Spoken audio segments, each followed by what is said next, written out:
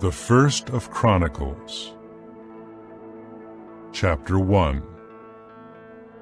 Adam, Seth, Enosh, Kenan, Mahalalel, Jared, Enoch, Methuselah, Lamech, Noah, Shem, Ham, and Japheth.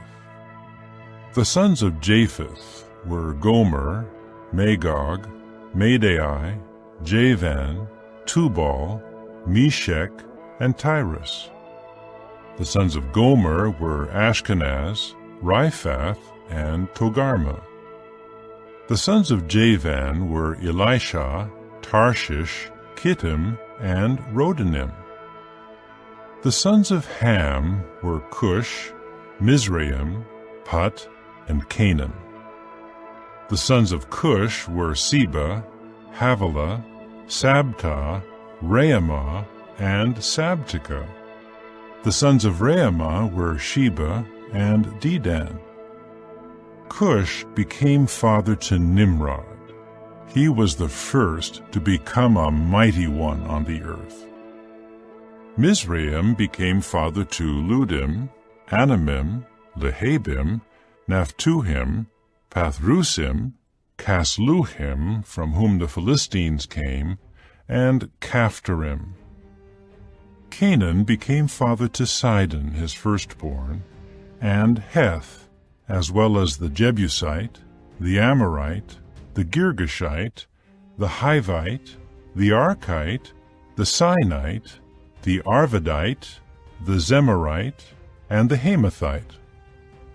The sons of Shem were Elam, Asher, Arpachshad, Lud, and Aram, and Uz, Hul, Gether, and Mash. Arpachshad became father to Shelah, and Shelah became father to Eber. Two sons were born to Eber.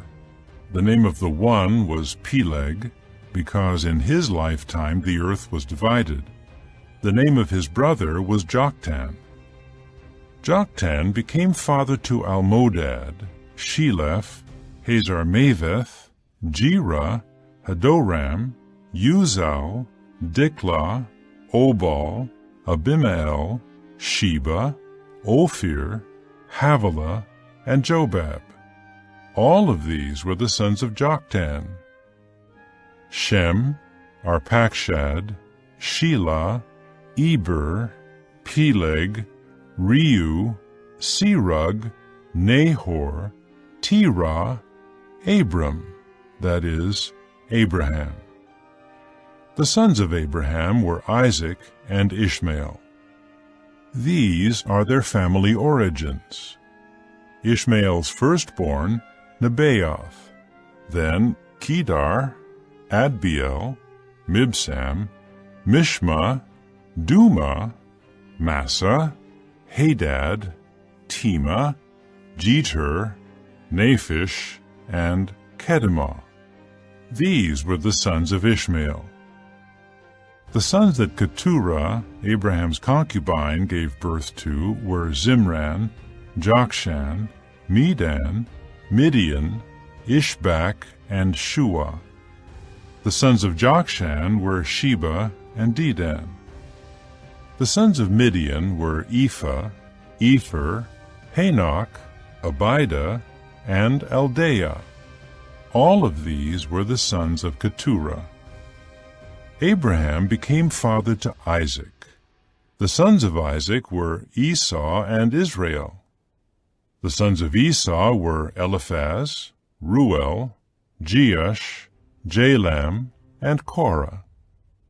The sons of Eliphaz were Teman, Omar, Zepho, Gatam, Kenaz, Timnah, and Amalek. The sons of Ruel were Nahath, Zerah, Shammah, and Mizah. The sons of Seir were Lotan, Shobal, Zibeon, Anah, Dishan, Ezer, and Dishan. The sons of Lotan were Horai and Homam. Lotan's sister was Timnah. The sons of Shobal were Alvan, Manahath, Ebal, Shepho, and Onam. The sons of Zibeon were Aya and Anah. The son of Anah was Dishon. The sons of Dishon were Hemdan, Eshban, Ithran, and Kiran. The sons of Ezer were Bilhan, Zaavan, and Akan. The sons of Dishan were Uz and Aran. These are the kings who reigned in the land of Edom before any king reigned over the Israelites. Bela the son of Beor. The name of his city was Dinhabah. When Bela died, Jobab the son of Zerah from Basra began to reign in his place. When Jobab died, Husham from the land of the Temanites began to reign in his place. When Husham died, Hadad the son of Bedad, who defeated Midian in the territory of Moab, began to reign in his place. The name of his city was Avith. When Hadad died, Samlah from Masrekah began to reign in his place. When Samlah died, Shael from Rehoboth by the river began to reign in his place. When Shael died, Baal-Hanan the son of Akbor began to reign in his place. When Baal-Hanan died, Hadad began to reign in his place. The name of his city was Peu, and the name of his wife was Mehetabel, the daughter of Matred, the daughter of Mezahab. Then Hadad died. The sheiks of Edom were Sheik Timnah, Sheik Alvah, Sheik Jetheth, Sheik Aholibamah, Sheik Elah, Sheik Pinon, Sheik Kenaz, Sheik Teman, Sheik Mibzar, Sheik Magdiel, Sheik Iram. These were the sheiks of Edom. Chapter 2. These were the sons of Israel: Reuben, Simeon, Levi, Judah, Issachar, Zebulun, Dan, Joseph, Benjamin, Naphtali, Gad, and Asher. The sons of Judah were Onan, and Shelah. These three were born to him from Shua's daughter, the Canaanitess. But Judah's firstborn, was displeasing to Jehovah, so he put him to death. Tamar, Judah's daughter-in-law, bore to him Perez and Zerah. Judah had 5 sons in all. The sons of Perez were Hezron and Hamal. The sons of Zerah were Zimri, Ethan, Heman, Calcol, and Dara. There were 5 of them in all. The son of Carmi was Achar, who brought disaster on Israel, who was unfaithful with regard to what had been devoted to destruction. The son of Ethan was Azariah. The sons of Hezron who were born to him were Jerahmeel, Ram, and Kelubai. Ram became father to Amminadab. Amminadab became father to Nahshon, the chieftain of the descendants of Judah. Nahshon became father to Salma. Salma became father to Boaz. Boaz became father to Obed. Obed became father to Jesse. Jesse became father to his firstborn Eliab, Abinadab the second, Shimeah the third, Nethanel the fourth, Radai the fifth, Ozem the sixth, and David the seventh. Their sisters were Zeruiah and Abigail.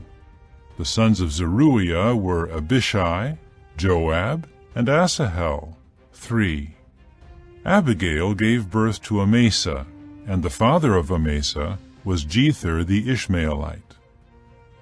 Caleb the son of Hezron became father to sons by his wife Azubah and by Jerioth, and these were her sons, Jesher, Shobab, and Ardon. When Azubah died, Caleb married Ephrath, and she bore Hur to him. Hur became father to Uri. Uri became father to Bezalel. Afterward, Hezron had relations with the daughter of Machir, the father of Gilead. He married her when he was 60 years old, and she bore Segub to him. Segub became father to Jair, who had 23 cities in the land of Gilead. Later, Geshur and Syria took Havoth-Jair from them, along with Kenath and its dependent towns, 60 cities. All of these were the descendants of Machir, the father of Gilead. After the death of Hezron and Caleb-Ephrathah, Abijah, the wife of Hezron, bore him Ashhur, the father of Tekoa. The sons of Jerahmeel, the firstborn of Hezron, were Ram, the firstborn, Bunah, Oren, Ozem, and Ahijah. Jerahmeel had another wife, whose name was Atterah. She was the mother of Onam. The sons of Ram, the firstborn of Jerahmeel, were Maaz, Jamin, and Eker. The sons of Onam were Shammai and Jada. The sons of Shammai were Nadab and Abishur. The name of Abishur's wife was Abihail, who bore him Aban and Molid. The sons of Nadab were Seled and Appaim. But Seled died without sons. The son of Appaim was Ishai, and the son of Ishai was Shishan, and the son of Shishan, Alai. The sons of Jada, the brother of Shammai, were Jether and Jonathan. But Jether died without sons. The sons of Jonathan were Peleth and Zazah. These were the descendants of Jerahmeel. Shishan had no sons, only daughters. Now Shishan had an Egyptian servant whose name was Jarha. Shishan gave his daughter to be the wife of his servant Jarha, and she bore him Attai. Attai became father to Nathan. Nathan became father to Zabad. Zabad became father to Ephlal. Ephlal became father to Obed. Obed became father to Jehu. Jehu became father to Azariah. Azariah became father to Helez. Helez became father to Eleasah. Eleasah became father to Sismai. Sismai became father to Shallum. Shallum became father to Jechamiah. Jechamiah became father to Elishama. The sons of Caleb, the brother of Jerahmeel, were Misha his firstborn, who was the father of Ziph, and the sons of Marishah, the father of Hebron. The sons of Hebron were Korah, Tappuah, Rechem, and Shema. Shema became father to Raham, the father of Jorkiam. Rechem became father to Shammai. The son of Shammai was Maon. Maon was the father of Beth-zur. Caleb's concubine Ephah gave birth to Haran, Moza, and Gazez. Haran became father to Gazez. The sons of Jahdai were Regem, Jotham, Geshan, Pelet, Ephah, and Sheaph. Caleb's concubine Maacah gave birth to Sheber and Tirhanah. In time she bore Sheaph the father of Madmannah, and Shiva the father of Machbenah, and Gibeah. Caleb's daughter was Achsah. These were the descendants of Caleb. The sons of Hur, the firstborn of Ephrathah, were Shobal, the father of Kiriath-Jearim, Salma, the father of Bethlehem, and Hareph, the father of Beth-Gader. Shobal, the father of Kiriath-Jearim, had sons, Haroah, and half of the Menuhoth. The families of Kiriath-Jearim were the Ithrites, the Puthites, the Shumathites, and the Mishraites. It was from these that the Zorathites and the Eshtaolites came. The sons of Salma were Bethlehem, the Netophathites, Atroth-Beth-Joab, half of the Manahathites, and the Zorites. The The families of the scribes dwelling at Jabez were the Tirathites, the Shimeathites, and the Sukathites. These were the Kenites who came from Hamath, the father of the house of Rechab. Chapter 3. These were the sons of David, who were born to him in Hebron. The firstborn, Amnon, whose mother was Ahinoam of Jezreel. The second, Daniel, whose mother was Abigail the Carmelite. The third, Absalom, the son of Maacah, the daughter of Talmai, the king of Geshur. The fourth, Adonijah, the son of Haggith.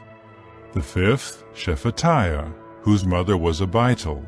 And the sixth, Ithream, whose mother was David's wife, Eglah. These 6 were born to him in Hebron. He reigned there for 7 years and 6 months, and for 33 years he reigned in Jerusalem.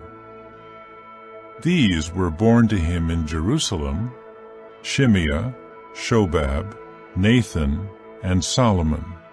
The mother of these 4 was Bathsheba, the daughter of Ammiel. And 9 other sons were Ibhar, Elishama, Eliphalet, Nogah, Nepheg, Japhiah, Elishama, Eliada, and Eliphalet. All of these were the sons of David, besides the sons of the concubines, and Tamar was their sister. The son of Solomon was Rehoboam. Abijah was his son, Asa his son, Jehoshaphat his son, Jehoram his son, Ahaziah his son, Jehoash his son, Amaziah his son, Azariah his son, Jotham his son, Ahaz his son, Hezekiah his son, Manasseh his son, Amon his son, Josiah his son. The sons of Josiah were the firstborn Johanan, the second Jehoiakim, the third Zedekiah, the fourth Shallum. The sons of Jehoiakim were Jeconiah his son, and Zedekiah his son. The sons of Jeconiah the prisoner were Shealtiel, Malchiram, Pedaiah, Shenazar, Jechemiah, Hoshama, and Nedabiah. The sons of Pedaiah were Zerubbabel and Shimei. And the sons of Zerubbabel were Meshullam and Hananiah, and Shelomith was their sister. And 5 other sons were Hashubah, Ohel, Berechiah, Hasadiah, and Jushab-Hesed. And the sons of Hananiah were Pelatiah and Jeshaiah. The son of Jeshaiah was Rephaiah. The son of Rephaiah was Arnan. The son of Arnan was Obadiah. The son of Obadiah was Shechaniah. And the sons of Shechaniah were Shemaiah, and the sons of Shemaiah, Hattush, Igal, Bariah, Neariah, and Shaphat, 6 in all. And the sons of Neariah were Elioenai, Hizkiah, and Azrikam, 3. And the sons of Elioenai were Hodaviah, Eliashib, Pelaiah, Akub, Johanan, Delaiah, and Anani, 7. Chapter 4. The sons of Judah were Perez, Hezron, Carmi, Hur, and Shobal. Reaiah, the son of Shobal, became father to Jahath. Jahath became father to Ahumai and Lahad. These were the families of the Zorathites. These were the sons of the father of Etam, Jezreel, Ishma, and Idbash. And the name of their sister was Hazelelponi. And Penuel was the father of Gedor, and Ezer was the father of Husha. These were the sons of Hur, the firstborn of Ephrathah, and the father of Bethlehem. Ashur, the father of Tekoa, had 2 wives, Helah and Nearah. Nearah bore to him Ahuzam, Hepher, Temeni, and Haahashtari. These were the sons of Nearah. And the sons of Helah were Zereth, Izhar, and Ethnan. Koz became father to Anab, Zobeba, and the families of Aharhel, the son of Haram. Jabez was more honorable than his brothers, and his mother named him Jabez, saying, I gave birth to him in pain.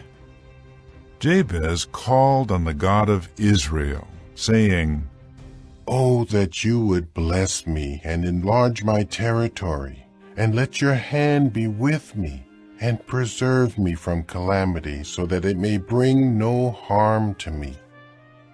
So God brought about what he had asked for. Caleb, the brother of Shuha, became father to Mehir, who was the father of Eshton. Eshton became father to Bethrapha, Paseah, and to Hinah, the father of Ir-Nahash. These were the men of Rechah. And the sons of Kenaz were Othniel and Sariah, and the son of Othniel was Hathath.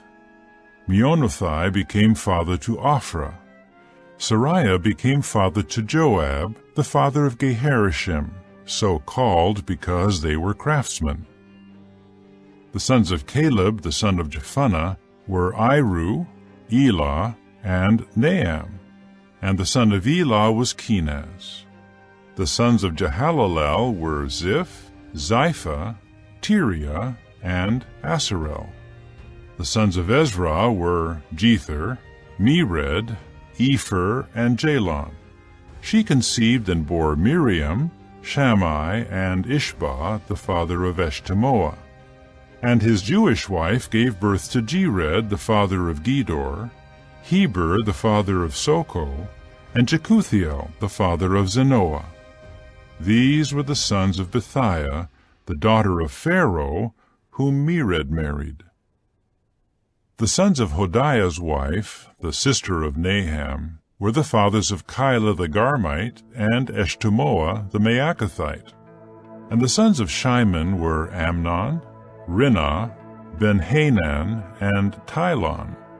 And the sons of Ishai were Zoheth and Ben-Zoheth.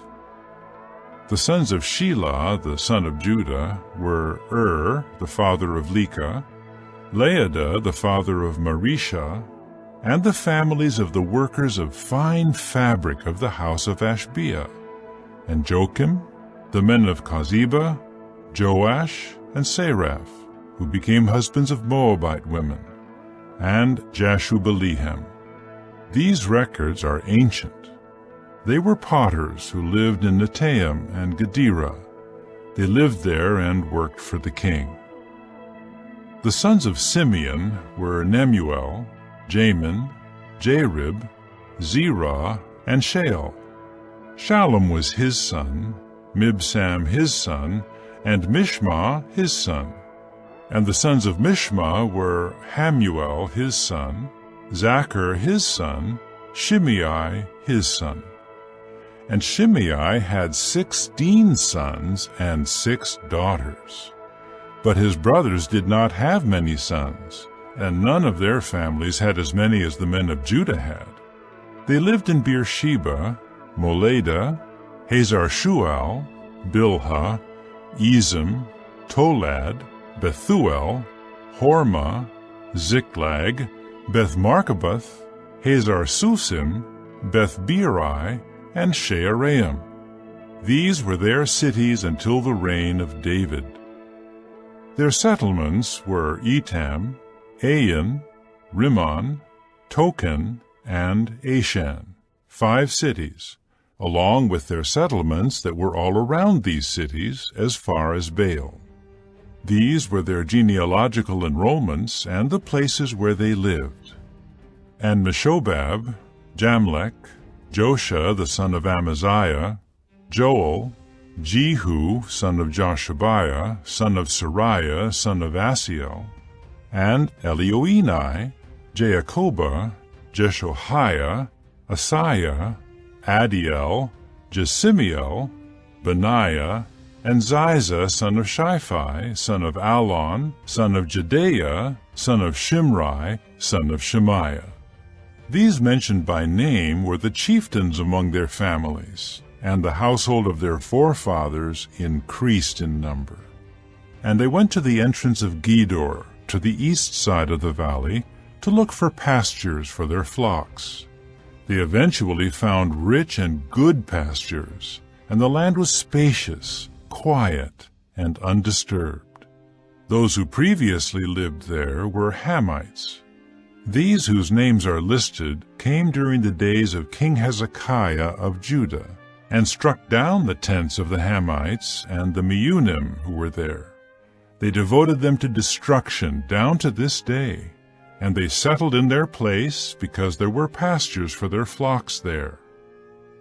Some of the Simeonites, 500 men, went to Mount Seir with Pelatiah, Neariah, Rephaiah, and Uzziel, the sons of Ishi, who led them. And they struck down the rest of the Amalekites who had escaped, and they have lived there down to this day. Chapter 5. These are the sons of Reuben, Israel's firstborn. He was the firstborn, but because he defiled the bed of his father, his right as firstborn was given to the sons of Joseph, the son of Israel, so he was not enrolled genealogically for the right of the firstborn. Though Judah was superior to his brothers, and from him came the one to be the leader, the right as firstborn belonged to Joseph. The sons of Reuben, the firstborn of Israel, were Hanok, Palu, Hezron, and Carmi. The sons of Joel were Shemaiah his son, Gog his son, Shimei his son, Micah his son, Reaiah his son, Baal his son, and Beerah his son, whom King Tilgath-Pilneser of Assyria took into exile. He was a chieftain of the Reubenites. His brothers by their families in the genealogical enrollment by their descendants were, as the head, Jael, Zechariah, and Bela son of Azaz, son of Shema, son of Joel, who lived in Aroer, and as far as Nebo and Baal-Meon. To the east he settled as far as the beginning of the wilderness at the Euphrates River, for their livestock had become numerous in the land of Gilead. In the days of Saul they waged war against the Hagrites, who were defeated before them, so they dwelled in their tents throughout all the territory east of Gilead. Now the descendants of Gad lived next to them in the land of Bashan as far as Salekah. Joel was the head, Shapham the second, and Jani and Shaphat in Bashan. And their brothers belonging to their paternal houses were Michael, Meshullam, Sheba, Jorai, Jachin, Ziah, and Eber, 7 in all. These were the sons of Abihail, son of Huri, son of Jeroah, son of Gilead, son of Michael, son of Jeshishai, son of Jado, son of Buz. Ahi, son of Abdiel, son of Gunai, was head of their paternal house. They lived in Gilead, in Bashan and its dependent towns, and in all the pastures of Sharon as far as they extended. They were all enrolled genealogically in the days of King Jotham of Judah and in the days of King Jeroboam of Israel. The Reubenites, the Gadites, and the half-tribe of Manasseh had 44,760 mighty warriors in their army, who carried shields and swords and were armed with bows, and they were trained in war. They waged war against the Hagrites, Jetur, Naphish, and Nodab. And they were helped in fighting them, so that the Hagrites and all who were with them were given into their hand. For they called to God for help in the war, and he responded to their entreaty because they trusted in him. They captured their livestock, 50,000 camels, 250,000 sheep, and 2,000 donkeys, as well as 100,000 people. Many had fallen slain, because the war was waged by the true God, and they lived in their place until the time of the exile. The descendants of the half-tribe of Manasseh lived in the land from Bashan to Baal-Hermon, and Senir and Mount Hermon. They were numerous.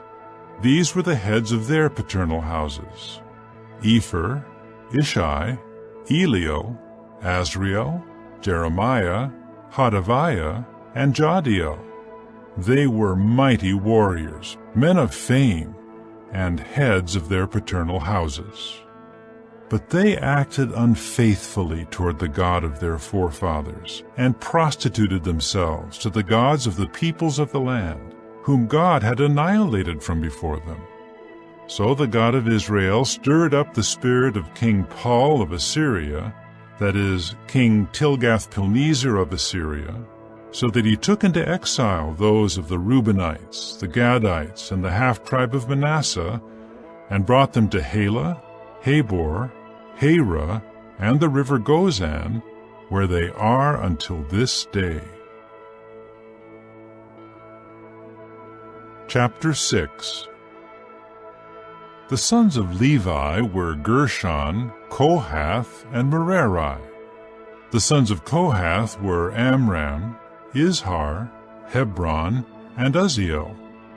The children of Amram were Aaron, Moses, and also Miriam. And the sons of Aaron were Nadab, Abihu, Eleazar, and Ithamar. Eleazar became father to Phinehas. Phinehas became father to Abishua. Abishua became father to Buckai. Buckai became father to Uzzi. Uzzi became father to Zerahiah. Zerahiah became father to Meraioth. Meraioth became father to Amariah. Amariah became father to Ahitub. Ahitub became father to Zadok. Zadok became father to Ahimaaz. Ahimaaz became father to Azariah. Azariah became father to Johanan. Johanan became father to Azariah. He served as priest in the house that Solomon built in Jerusalem. Azariah became father to Amariah. Amariah became father to Ahitub. Ahitub became father to Zadok. Zadok became father to Shallum. Shallum became father to Hilkiah. Hilkiah became father to Azariah. Azariah became father to Sariah. Sariah became father to Jehozadak.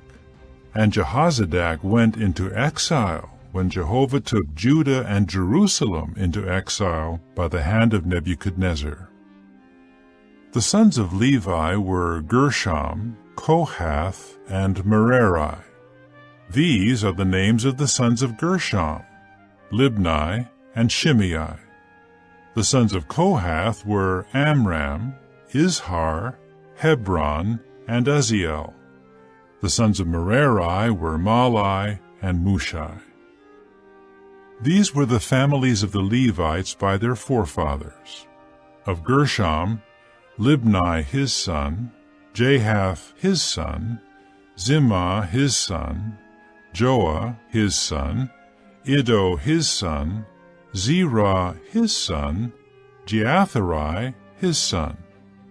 The sons of Kohath were Aminadab his son, Korah his son, Assir his son, Elkanah his son, Abiasaph his son, Assir his son, Tahath his son, Uriel his son, Uzziah his son, and Shael his son. The sons of Elkanah were Amasai and Ahimoth. As for Elkanah, the sons of Elkanah were Zophai his son, Nahath his son, Eliab his son, Jeroham his son, Elkanah his son. The sons of Samuel were Joel the firstborn, and Abijah the second. The sons of Merari were Mahli, Libni his son, Shimei his son, Uzzah his son, Shimeah his son, Haggiah his son, and Asaiah his son. These were the ones whom David appointed to direct the singing at the house of Jehovah after the ark came to rest there.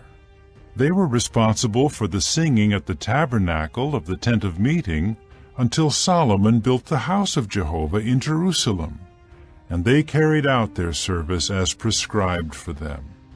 These are the men who served with their sons. Of the Kohathites, Heman the singer, son of Joel, son of Samuel, son of Elkanah, son of Jeroham, son of Eliel, son of Toah, son of Zuph, son of Elkanah, son of Mahath, son of Amasai, son of Elkanah, son of Joel, son of Azariah, son of Zephaniah, son of Tahath, son of Asir, son of Ebiasaph, son of Korah, son of Izhar, son of Kohath, son of Levi, son of Israel. His brother Asaph stood at his right hand. Asaph was son of Berechiah, son of Shimeah, son of Michael, son of Baaseiah, son of Melchijah, son of Ethni, son of Zerah, son of Adiah, son of Ethan, son of Zimmah, son of Shimei, son of Jahath, son of Gershom, son of Levi. The descendants of Merari, their brothers, were at the left hand. There was Ethan, son of Kishai, son of Abdi, son of Malach, son of Hashabiah, son of Amaziah, son of Hilkiah, son of Amzai, son of Bani, son of Shemer, son of Malai, son of Mushai, son of Merari, son of Levi. Their brothers the Levites were appointed for all the service of the tabernacle, the house of the true God.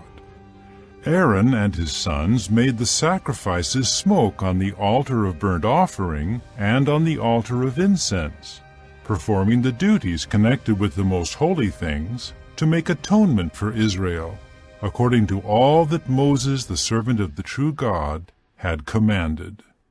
These were the descendants of Aaron: Eleazar his son, Phinehas his son, Abishua his son, Buckai his son, Uzzi his son, Zerahiah his son, Meraioth his son, Amariah his son, Ahitub his son, Zadok his son, and Ahimaaz his son. These were their settlements by their encampments in their territory. For the descendants of Aaron belonging to the family of the Kohathites, as the first lot fell to them, they gave them Hebron in the land of Judah with its surrounding pastures. But the field of the city and its settlements they gave to Caleb the son of Jephunneh. And to the descendants of Aaron they gave the cities of refuge: Hebron, also Libnah with its pastures, Jatir, Eshtemoa with its pastures, Hilan with its pastures, Debir with its pastures, Ashan with its pastures, and Bethshemesh with its pastures. And from the tribe of Benjamin, Geba with its pastures, Alameth with its pastures, and Anathoth with its pastures. All their cities for their families were 13 cities. To the rest of the Kohathites there were allotted 10 cities, from the family of the tribe, from the half-tribe, the half of Manasseh. To the Gershomites by their families they assigned 13 cities from the tribe of Issachar, the tribe of Asher, the tribe of Naphtali, and the tribe of Manasseh in Bashan. To the Merarites by their families they assigned by lot 12 cities from the tribe of Reuben, the tribe of Gad, and the tribe of Zebulun.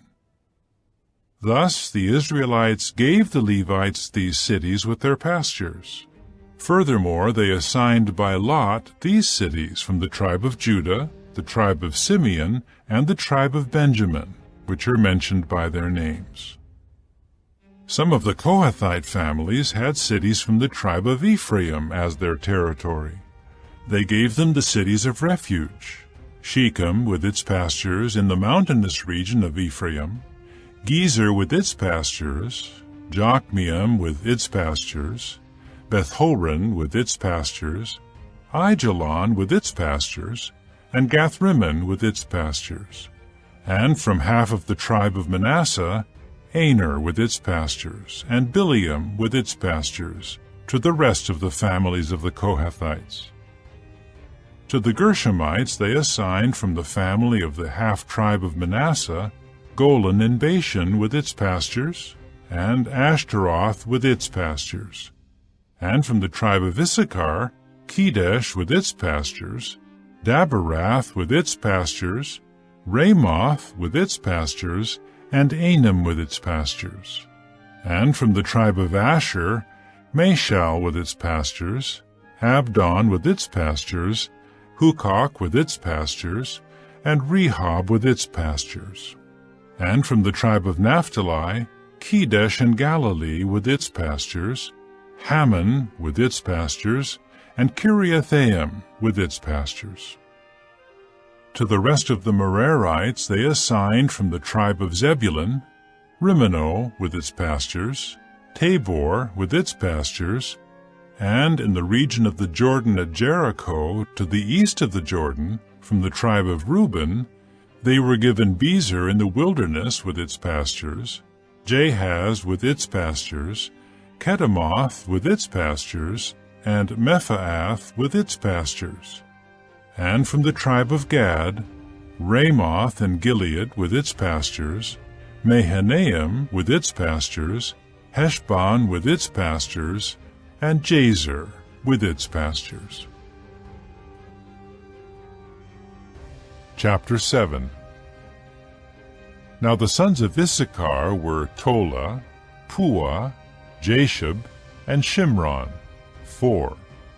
And the sons of Tola were Uzai, Rephaiah, Jeriel, Jahmai, Ibsam, and Shemuel, the heads of their paternal houses.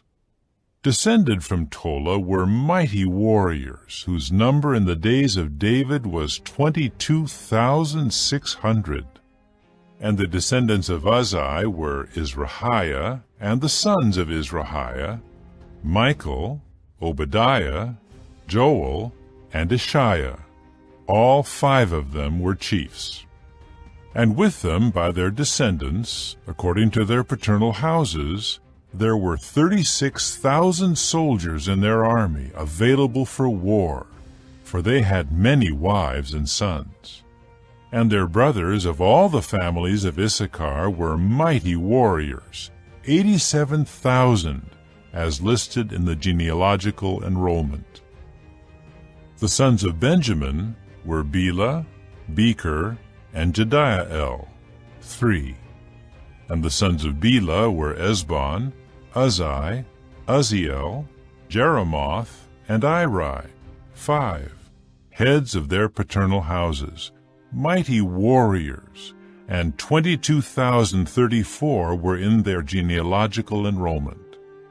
And the sons of Becher were Zemira, Joash, Eliezer, Elioenai, Omri, Jeremoth, Abijah, Anathoth, and Alameth.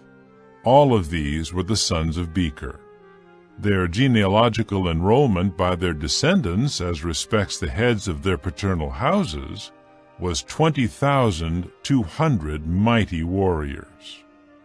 And the sons of Jediael were Bilhan, and the sons of Bilhan, Jeush, Benjamin, Ehud, Canaanah, Zethan, Tarshish, and Ahishahar.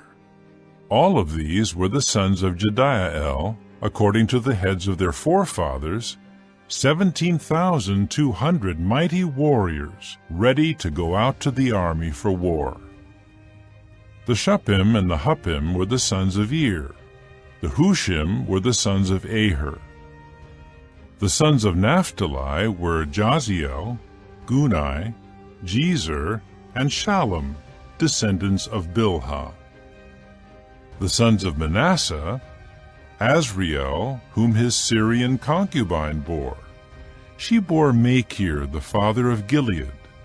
Machir took a wife for Huppim and for Shuppim, and the name of his sister was Maacah. The name of the second was Zelophehad, but Zelophehad had daughters. Maacah, Machir's wife, bore a son, and named him Peresh, and the name of his brother was Sheresh, and his sons were Ulam and Rechem. And the son of Ulam was Bedan. These were the sons of Gilead, son of Machir, son of Manasseh. And his sister was Hammoleketh. She gave birth to Ishhad, Abiezer, and Mahlah. And the sons of Shemida were Ahian, Shechem, Likhi, and Aniam. The sons of Ephraim were Shuthelah, Bered his son, Tahath his son, Eliada his son, Tahath his son, Zabad his son, Shuthelah his son, Ezer, and Eliad. The men of Gath who were born in the land killed them because they went down to take their livestock. Ephraim their father carried on mourning for many days, and his brothers kept coming in to comfort him. Afterward he had relations with his wife, and she became pregnant and gave birth to a son. But he named him Beriah, because it was with calamity that she was in his house. And his daughter was Shearah, who built Lower and Upper Beth-horon, and Uzzen-Shearah. And there was Repha his son, Resheph, Tela his son, Tahan his son, Ladan his son, Ammihud his son, Elishama his son, Nun his son, and Joshua his son. Their possession and their settlements were Bethel and its dependent towns, and to the east Naaran, and to the west Gezer and its dependent towns, and Shechem and its dependent towns, as far as Aiah and its dependent towns. And next to the descendants of Manasseh, Bethshean and its dependent towns, Taanach and its dependent towns, Megiddo and its dependent towns, and Dor and its dependent towns. In these the descendants of Joseph the son of Israel lived. The sons of Asher were Imnah, Ishva, Ishvi, and Beriah, and their sister was Serah. The sons of Beriah were Heber and Malchiel, who was the father of Birzaith. Heber became father to Japhlet, Shomer, and Hotham, and to Shua their sister. The sons of Japhlet were Pesach, Bimhal, and Ashvath. These were the sons of Japhlet. The sons of Shemer were Ahi, Roga, Jehubbah, and Aram. The sons of Helem his brother were Zophah, Imnah, Shelesh, and Amal. The sons of Zophah were Sua, Harnepher, Shual, Beri, Imrah, Bezer, Hod, Shammah, Shilsha, Ithran, and Beerah. The sons of Jether were Jephunneh, Pispah, and Arah. The sons of Allah were Arah, Haniel, and Riziah. All of these were the sons of Asher, heads of their paternal houses, select mighty warriors, heads of the chieftains, and their number listed in the genealogical enrollment was 26,000 men in the army available for war. Chapter 8. Benjamin became father to Bela his firstborn, Ashbel the second, Ahara the third, Noha the fourth, and Rapha the fifth. Bela's sons were Adar, Gera, Abihud, Abishua, Naaman, Ahoah, Gera, Shephufan, and Huram. These were the sons of Ehud, the heads of the paternal houses of the inhabitants of Geba, who were taken into exile to Manahath: Naaman, Ahijah, and Gera. He was the one who took them into exile, and he became father to Uzzah and Ahihud. Shaharaim became father to children in the territory of Moab after he sent them away. Hushim and Beerah were his wives. And by his wife Hodesh he became father to Jobab, Zibiah, Mesha, Malcham, Jeuz, Sakiah, and Mirma. These were his sons, heads of the paternal houses. By Hushim he became father to Abitub and Elpaal. And the sons of Elpaal were Eber, Misham, Shemed, who built Ono and Lod and its dependent towns, Beriah, and Shema. These were heads of the paternal houses of the inhabitants of Aijalon. These drove out the inhabitants of Gath.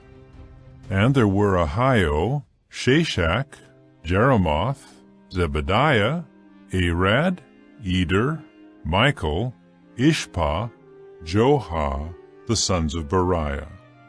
And Zebediah, Meshullam, Hizkai, Heber, Ishmerai, Isliah, Jobab, the sons of Elpaal. And Jachim, Zichri, Zabdi, Elienai, Zillethai, Elio, Adiah, Bereah, Shimrath, the sons of Shimei.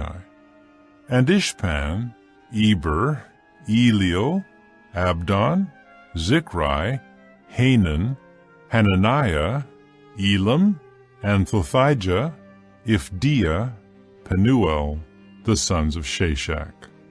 And Shamsherai, Shehariah, Athaliah, Jeareshiah, Elijah, Zichri, the sons of Jeroham.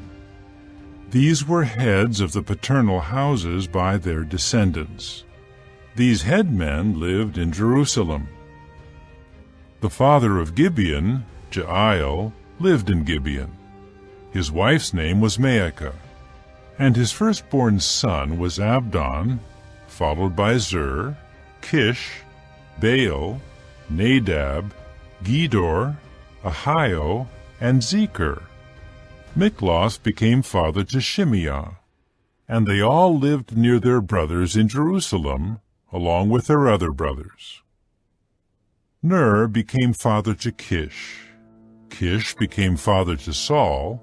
Saul became father to Jonathan, Malchishua, Abinadab, and Eshbaal. And Jonathan's son was Meribaal. Meribaal became father to Micah.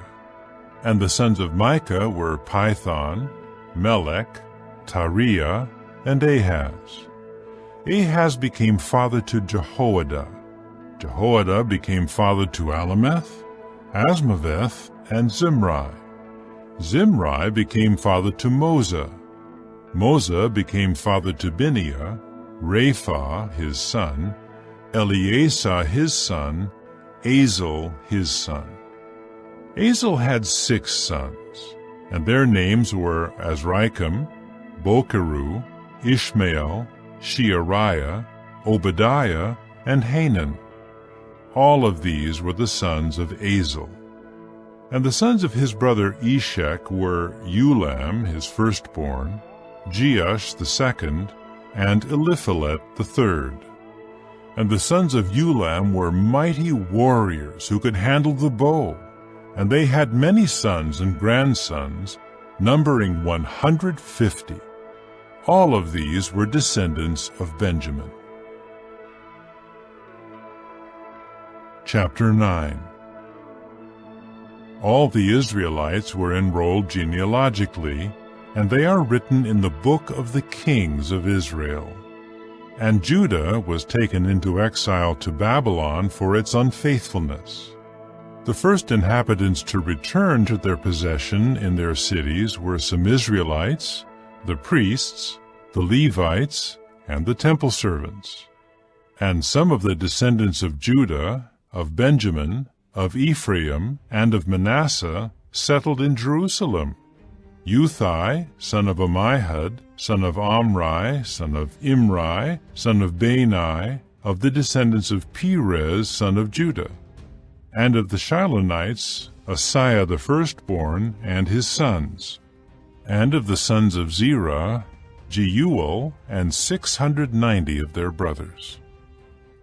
And of the descendants of Benjamin, Sallu, son of Meshullam, son of Hodaviah, son of Hasenuah, Ibniah, son of Jeroham, Elah, son of Uzai, son of Michri, and Meshullam, son of Shephatiah, son of Ruel, son of Ibnijah. And their brothers by line of descent were 956. All these men were heads of their paternal houses.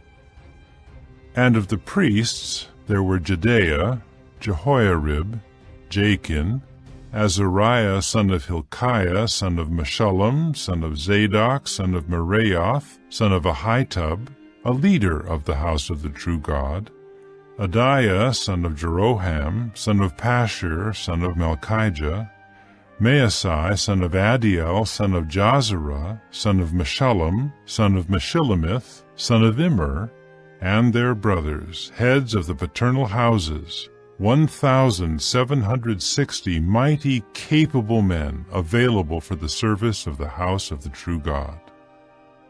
And of the Levites, there were Shemaiah, son of Hashab, son of Azrikam, son of Hashabiah, from the descendants of Merari, and Bakbakkar, Heresh, Galal, Mattaniah, son of Micah, son of Zichri, son of Asaph, Obadiah, son of Shemaiah, son of Galal, son of Jeduthun, and Berechiah, son of Asa, son of Elkanah, who was dwelling in the settlements of the Netophathites.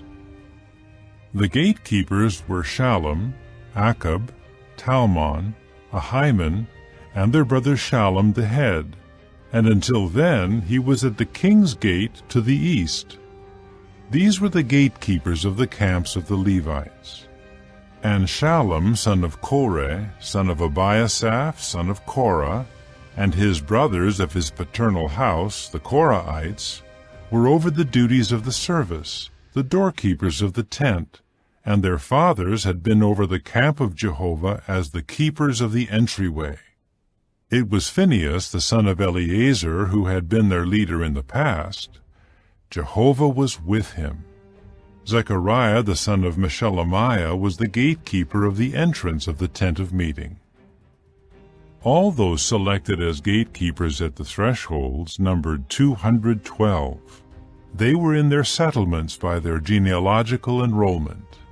David and Samuel the seer appointed these to their office of trust. They and their sons were over the guard service for the gates of the house of Jehovah, the house of the tent.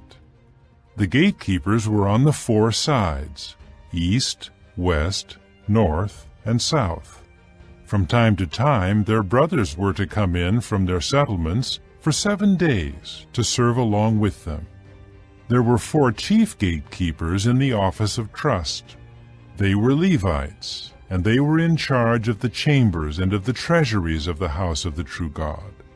They would spend the night in their stations all around the house of the true God, for they cared for the guard service and were in charge of the key, and would open up the house from morning to morning. Some of them were in charge of the utensils of the service. They would count them when they brought them in, and count them when they took them out. Some of them were appointed over the utensils, over all the holy utensils, and over the fine flour, the wine, the oil, the frankincense, and the balsam oil. Some of the sons of the priests mixed the ointment of balsam oil. And Mattathiah of the Levites, who was the firstborn of Shallum the Korahite, was in the office of trust over the things baked in pans. Some of their brothers of the Kohathites were in charge of the layer bread, to prepare it every Sabbath. These were the singers, the heads of the paternal houses of the Levites in the chambers, those set free from other duties, for by day and by night it was their responsibility to be on duty. These were the heads of the paternal houses of the Levites by their line of descent, headmen. These lived in Jerusalem. The father of Gibeon, Jael, lived in Gibeon.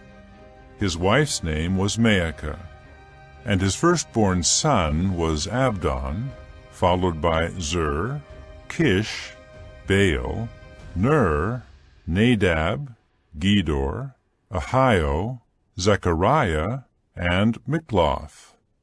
Mikloth became father to Shimeam, and they all lived near their brothers in Jerusalem, along with their other brothers. Ner became father to Kish. Kish became father to Saul. Saul became father to Jonathan, Malchishua, Abinadab, and Eshbaal. And Jonathan's son was Meribaal. Meribaal became father to Micah. And the sons of Micah were Pithon, Melech, Tariah, and Ahaz. Ahaz became father to Jerah.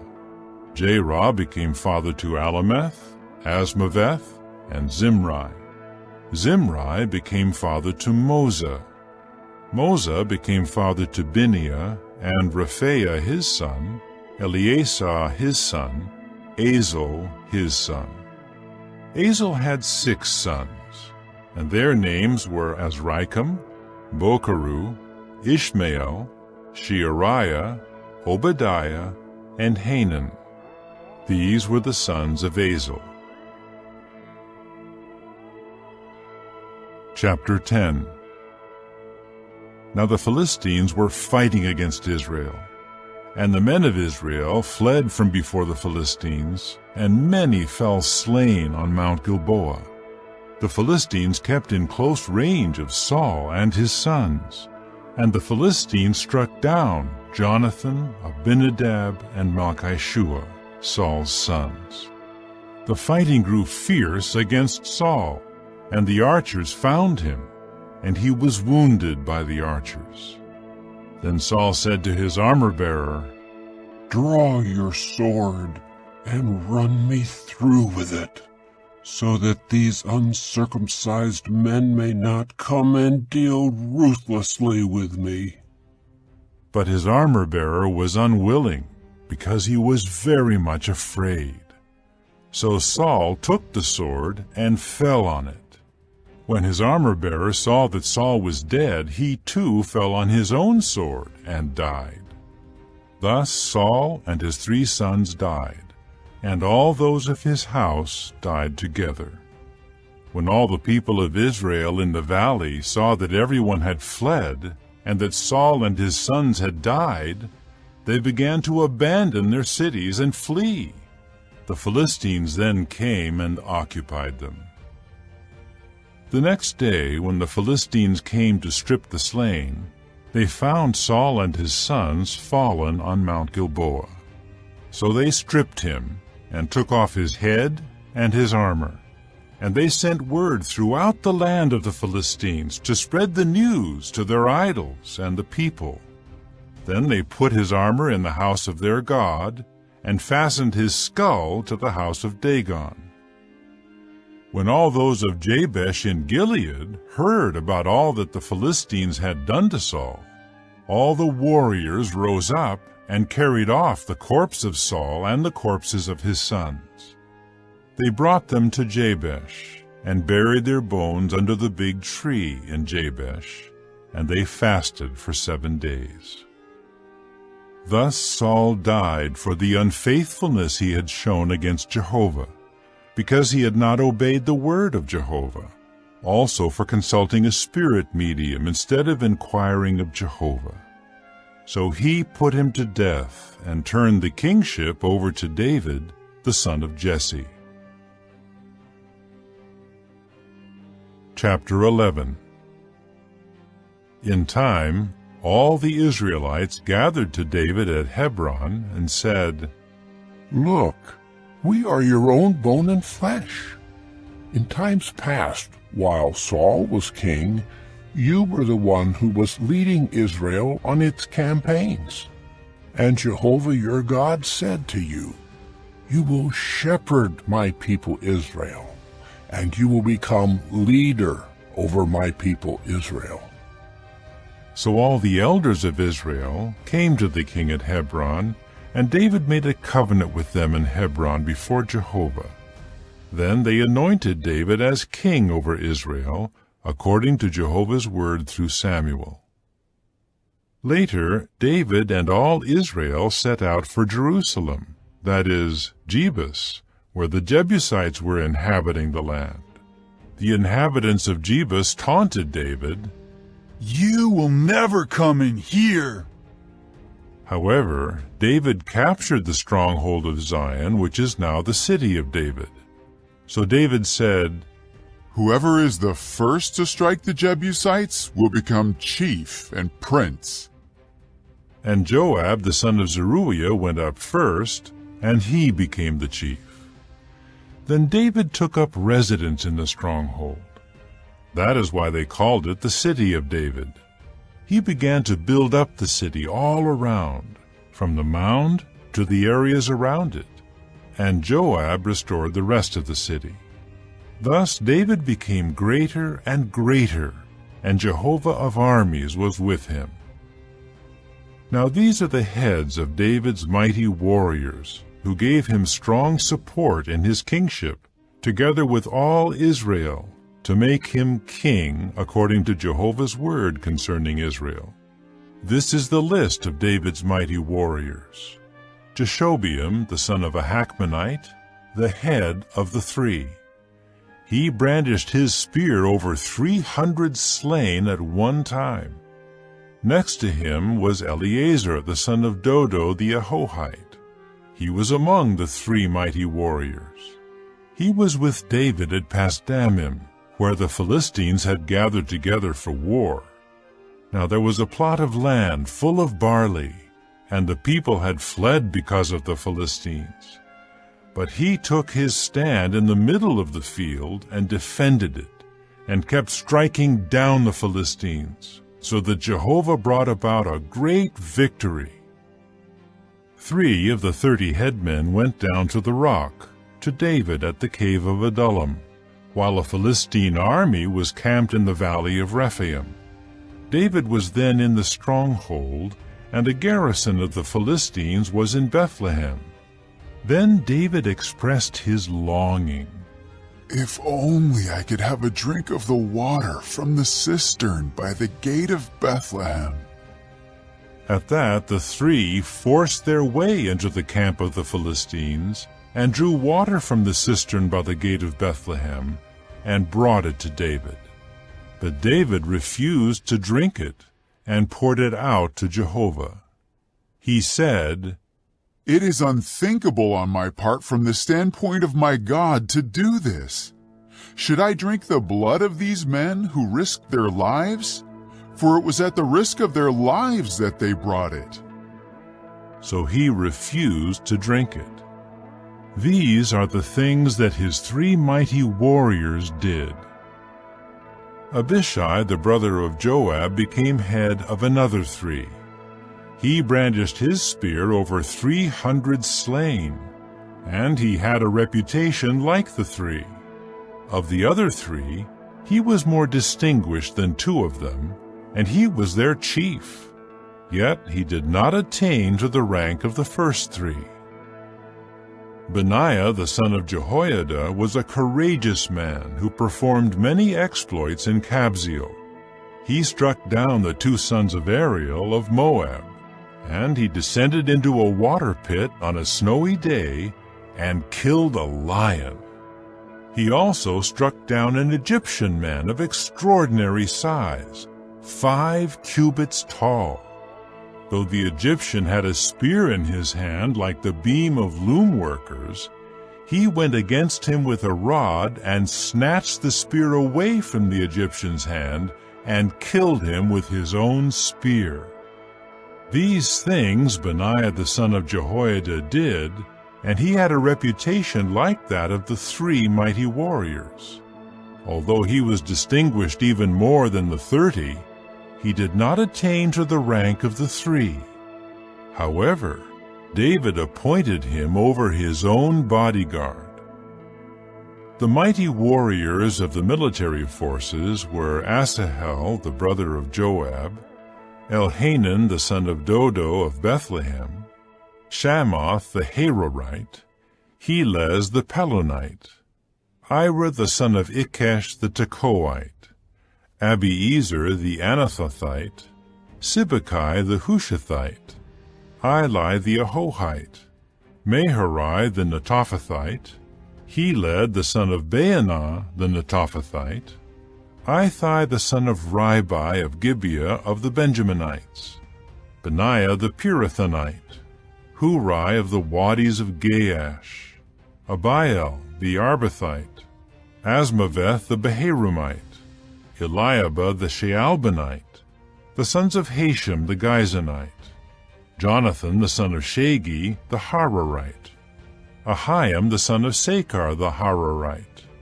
Eliphal the son of Hefer the Machirathite, Ahijah the Pelonite, Hezro the Carmelite, Nearai the son of Ezbai, Joel the brother of Nathan, Mibhar the son of Hagri, Zelek the Ammonite, Naharai the Barathite, the armor-bearer of Joab the son of Zeruiah, Ira the Ithrite, Gareb the Ithrite, Uriah the Hittite, Zabad the son of Ali, Adonah the son of Shiza the Reubenite, ahead of the Reubenites, and 30 with him, Hanan the son of Maacah, Joshaphat the Mithnite, Uzziah the Ashtorethite, Shema and Jael the sons of Hotham the Arorite, Jediael the son of Shimri, and Johah his brother the Tizite, Eliel the Mahavite, Jerubai and Joshaviah the sons of Elnaam, and Ithma the Moabite, Eliel, Obed, and Jaasiel the Mezobaite. Chapter 12. These were the men who came to David at Ziklag while he was unable to move about freely because of Saul the son of Kish. And they were among the mighty warriors who supported him in battle. They were armed with the bow, and they could use both the right hand and the left hand to sling stones or to shoot arrows with the bow. They were of the brothers of Saul, from Benjamin. The head was Ahiezer, along with Joash, both sons of Shimea the Gibeathite, Jeziel and Pelet the sons of Asmaveth, Berekah, Jehu the Anathothite, Ishmael the Gibeonite, a mighty warrior among the 30 and over the 30. Also Jeremiah, Jahaziel, Johanan, Jozabad the Gederathite, Eluzai, Jeremoth, Bealiah, Shemariah, Shephatiah the Heraphite, Elkanah, Ishiah, Azarel, Joezer, and Jeshobeam, the Korahites, and Joelah and Zebediah, the sons of Jeroham of Gedor. Some of the Gadites went over to David's side at the stronghold in the wilderness. They were mighty warriors, soldiers trained for war, standing ready with the large shield and the lance, whose faces were like those of lions, and who were as swift as the gazelles on the mountains. Ezer was the head, Obadiah the second, Eliab the third, Mishmannah the fourth, Jeremiah the fifth, Attai the sixth, Eliel the seventh, Johanan the eighth, Elzabad the ninth, Jeremiah the 10th, Machbani the 11th. These were of the Gadites, heads of the army. The least one was equal to 100, and the greatest to 1,000. These are the men who crossed the Jordan in the first month when it was overflowing its banks, and they chased away all those living in the lowlands to the east and to the west. Some of the men of Benjamin and Judah also came to David at his stronghold. Then David went out before them and said to them, "If you have come to me in peace to help me, my heart will be united with you. But if it is to betray me to my adversaries when my hands have done no wrong, let the God of our forefathers see it and judge." Then the Spirit came upon Amasai, the head of the 30. "We are yours, O David, and we are with you, O son of Jesse. Peace, peace be yours, and peace to the one helping you, for your God is helping you." So David received them and appointed them among the heads of the troops. Some from Manasseh also deserted to David when he came with the Philistines to battle against Saul. But he did not help the Philistines, for after consultation, the lords of the Philistines sent him away, saying, "He will desert to his lord Saul, and it will cost us our heads." When he went to Ziklag, these deserted to him from Manasseh: Adnah, Jozabad, Jediael, Michael, Jozabad, Elihu, and Zillethai, heads of the thousands of Manasseh. They helped David against the marauder band, because all of them were mighty, courageous men, and they became chiefs in the army. Day after day, people kept coming to David to help him, until it was a camp as great as the camp of God. This is the number of the heads of those armed for battle who came to David at Hebron to turn the kingship of Saul over to him, according to Jehovah's order. The men of Judah, carrying the large shield and the lance, were 6,800, armed for battle. Of the Simeonites, the mighty, courageous men of the army were 7,100. Of the Levites, 4,600. Jehoiada was the leader of the sons of Aaron, and with him were 3,700, as well as Zadok, a mighty and courageous young man, along with 22 chiefs from his paternal house.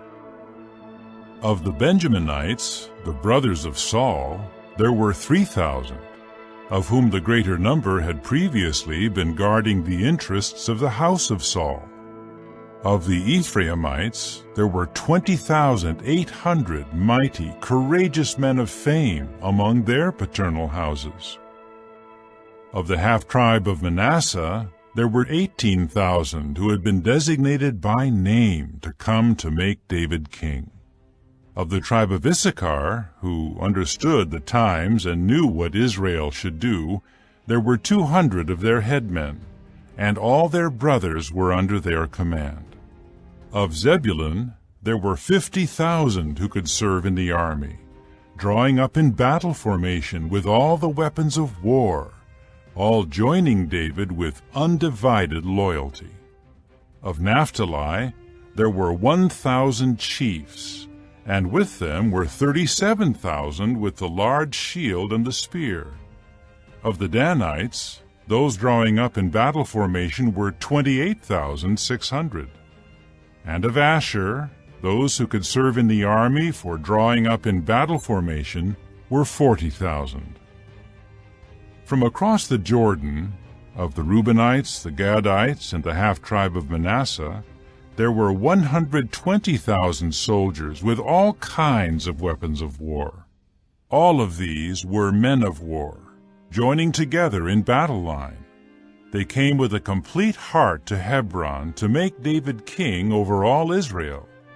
And also all the rest of Israel were united in wanting to make David king. And they remained there with David for 3 days, eating and drinking, for their brothers had made preparation for them. Also those near them, and even those as far as Issachar, Zebulun, and Naphtali, were bringing food on donkeys, camels, mules, and cattle, provisions of flour, cakes of pressed figs and raisins, wine, oil, and cattle and sheep in great quantity, for there was rejoicing in Israel. Chapter 13. David consulted with the chiefs of the thousands and of the hundreds and with every leader. Then David said to all the congregation of Israel, "If it seems good to you, and it is acceptable to Jehovah our God, let us send word to our remaining brothers in all regions of Israel, and also to the priests and the Levites in their cities with pastures, to come and join us, and let us bring back the ark of our God." For they had not cared for it in the days of Saul. All the congregation agreed to do that, for it seemed right to all the people. So David congregated all Israel from the river of Egypt as far as Lebo-Hamath, to bring the ark of the true God from Kiriath-Jearim. David and all Israel went up to Baalah, to Kiriath-Jearim, which belongs to Judah, to bring up from there the ark of the true God, Jehovah, who sits enthroned above the cherubs, where his name is called on. However, they placed the ark of the true God on a new wagon, and brought it from the house of Abinadab, and Uzzah and Ahio were leading the wagon. David and all Israel were celebrating before the true God with all their might, accompanied by songs, harps, other stringed instruments, tambourines, cymbals, and trumpets. But when they came to the threshing floor of Kidon, Uzzah thrust his hand out and grabbed hold of the ark, for the cattle nearly upset it. At that Jehovah's anger blazed against Uzzah, and he struck him down because he had thrust his hand out to the ark, and he died there before God. But David became angry because Jehovah's wrath had broken through against Uzzah, and that place has been called Perez-Uzzah down to this day. So David became fearful of the true God on that day, and said, "How can I bring the ark of the true God to me?" David did not bring the ark to where he was in the city of David, but he had it taken to the house of Obed-Edom the Gittite. The ark of the true God was with the household of Obed-Edom, remaining at his house for 3 months. And Jehovah kept blessing the household of Obed-Edom and all he had. Chapter 14. King Hiram of Tyre sent messengers to David, along with cedar timbers, stonemasons, and woodworkers, to build a house for him. And David knew that Jehovah had firmly established him as king over Israel, for his kingship was highly exalted for the sake of his people Israel. David took more wives in Jerusalem, and David became father to more sons and daughters. These are the names of the children born to him in Jerusalem: Shemua, Shobab, Nathan, Solomon, Ibhar, Elishua, Elpalet, Nogah, Nepheg, Japhiah, Elishama, Baaliada, and Eliphalet. When the Philistines heard that David had been anointed as king over all Israel, all the Philistines came up to search for David. When David heard about it, he went out against them. Then the Philistines came in and kept making raids in the valley of Rephaim. David inquired of God, saying, "Should I go up against the Philistines? Will you give them into my hand?" At this Jehovah said to him, "Go up, and I will surely give them into your hand." So David went up to Baal-perazim, and he struck them down there. At that David said, "The true God has broken through my enemies by my hand, like a breach made by waters." That is why they named that place Baal-perazim.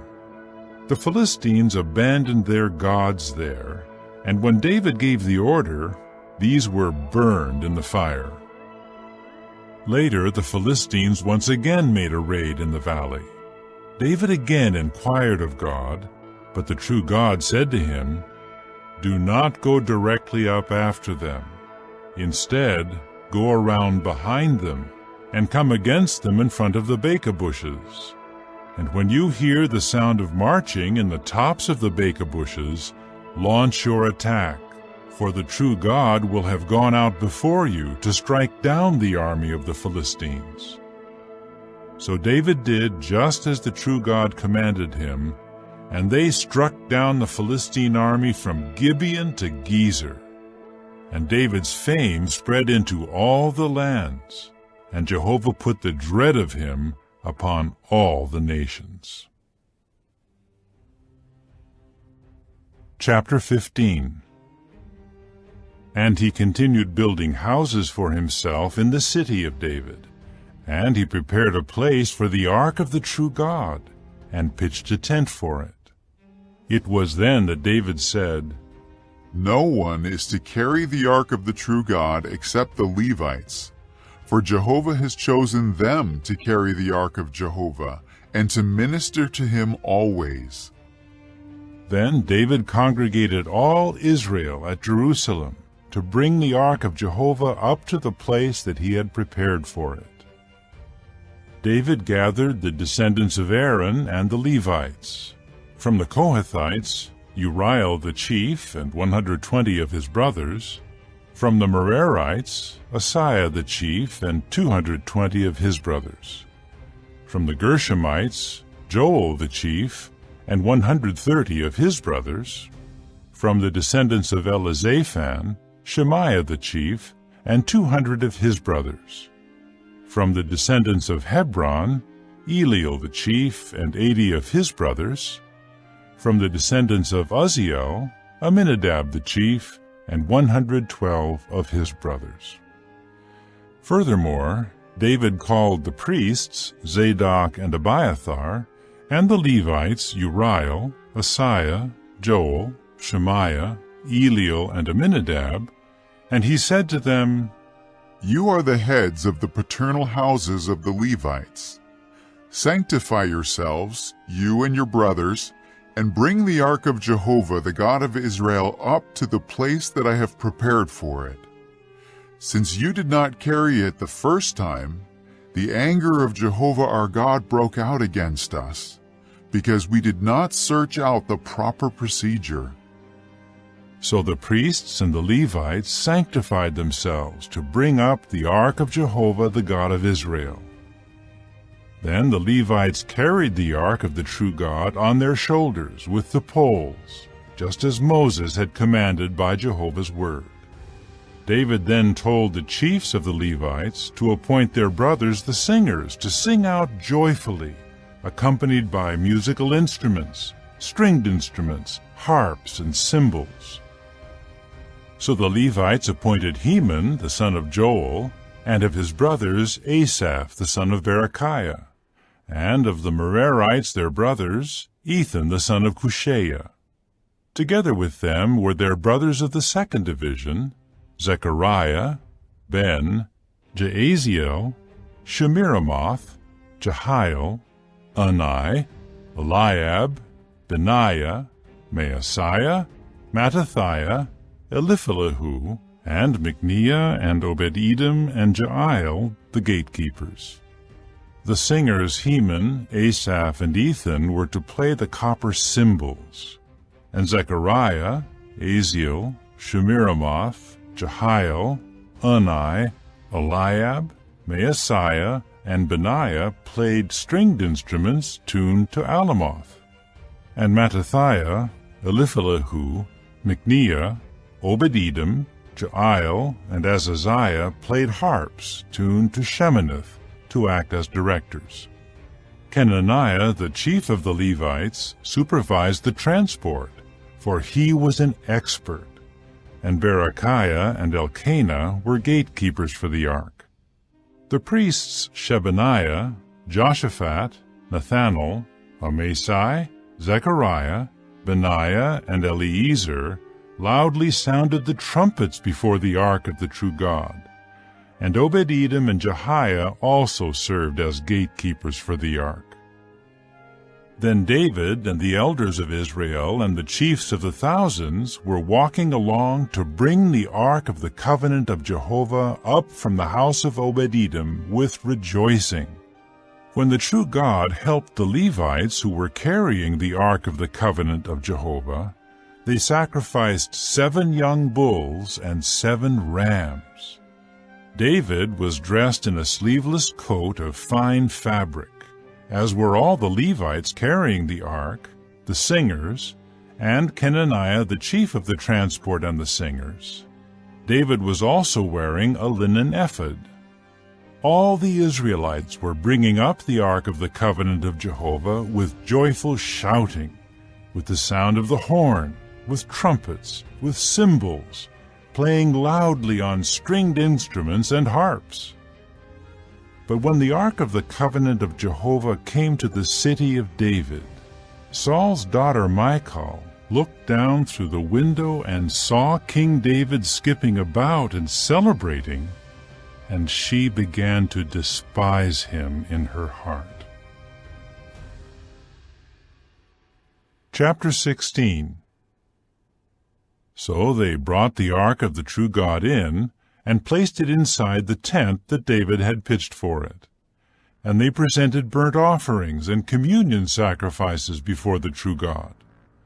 When David finished offering up the burnt offerings and the communion sacrifices, he blessed the people in the name of Jehovah. Further, he distributed to all the Israelites, to each man and woman, a round loaf of bread, a date cake, and a raisin cake. Then he appointed some of the Levites to minister before the ark of Jehovah, to honor, thank, and praise Jehovah the God of Israel. Asaph was the head, and second to him was Zechariah. And Jeiel, Shemiramoth, Jehiel, Mattithiah, Eliab, Benaiah, Obed-Edom, and Jeiel played stringed instruments and harps. And Asaph played the cymbals. And Benaiah and Jahaziel the priests blew the trumpets constantly before the ark of the covenant of the true God. It was on that day that David first contributed a song of thanks to Jehovah through Asaph and his brothers. Give thanks to Jehovah. Call on his name. Make his deeds known among the peoples. Sing to him. Sing praises to him. Ponder over all his wonderful works. Boast about his holy name. Let the hearts of those seeking Jehovah rejoice. Search for Jehovah and his strength. Seek his face constantly. Remember the wonderful works he has performed, his miracles, and the judgments he has pronounced. You offspring of Israel, his servant, you sons of Jacob, his chosen ones. He is Jehovah our God. His judgments are throughout the earth. Remember his covenant forever, the promise he made to 1,000 generations, the covenant he made with Abraham, and the oath he swore to Isaac, which he established as a decree to Jacob, and as a lasting covenant to Israel, saying, I will give you the land of Canaan as your allotted inheritance. This was when you were few in number, yes, very few, and you were foreigners in the land. They walked about from nation to nation, from one kingdom to another people. He did not allow any man to oppress them, but on their account he reproved kings, saying, Do not touch my anointed ones, and to my prophets do nothing bad. Sing to Jehovah, all the earth. Announce his salvation day after day. Declare his glory among the nations, his wonderful works among all the peoples. For Jehovah is great and most worthy of praise. He is more awe-inspiring than all other gods. All the gods of the peoples are worthless gods, but Jehovah is the one who made the heavens. In his presence are majesty and splendor. Strength and joy are in his dwelling place. Give Jehovah his due, you families of the peoples. Give Jehovah his due for his glory and strength. Give Jehovah the glory due his name. Bring a gift and come in before him. Bow down to Jehovah in holy adornment. Tremble before him, all the earth.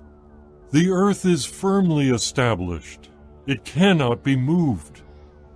Let the heavens rejoice, and let the earth be joyful. Declare among the nations, Jehovah has become king. Let the sea thunder, and all that fills it. Let the fields and everything in them rejoice. At the same time, let the trees of the forest shout joyfully before Jehovah, for he is coming to judge the earth. Give thanks to Jehovah, for he is good. His loyal love endures forever. And say, Save us, O God of our salvation. Gather us and rescue us from the nations, so that we may give thanks to your holy name and exult in praising you. May Jehovah, the God of Israel, be praised throughout all eternity. And all the people said, Amen. and they praised Jehovah. Then David left Asaph and his brothers there before the ark of the covenant of Jehovah to minister continually before the ark, according to the daily routine. Obed-Edom and his brothers, numbering 68, and Obed-Edom the son of Jeduthun, and Hosa were gatekeepers. And Zadok the priest and his fellow priests were before the tabernacle of Jehovah on the high place at Gibeon, to offer up burnt offerings to Jehovah regularly on the altar of burnt offering, morning and evening, and to do all that is written in the law of Jehovah that he commanded Israel. With them were Heman and Jeduthun and the rest of the selected men who were designated by their names to thank Jehovah, because his loyal love endures forever. And with them were Heman and Jeduthun to sound the trumpets, cymbals, and the instruments used to praise the true God, and the sons of Jeduthun were at the gate. Then all the people went to their homes, and David went to bless his own household. Chapter 17. As soon as David was settled in his own house, he said to Nathan the prophet, Here I am living in a house of cedars, while the ark of the covenant of Jehovah is under tent cloths.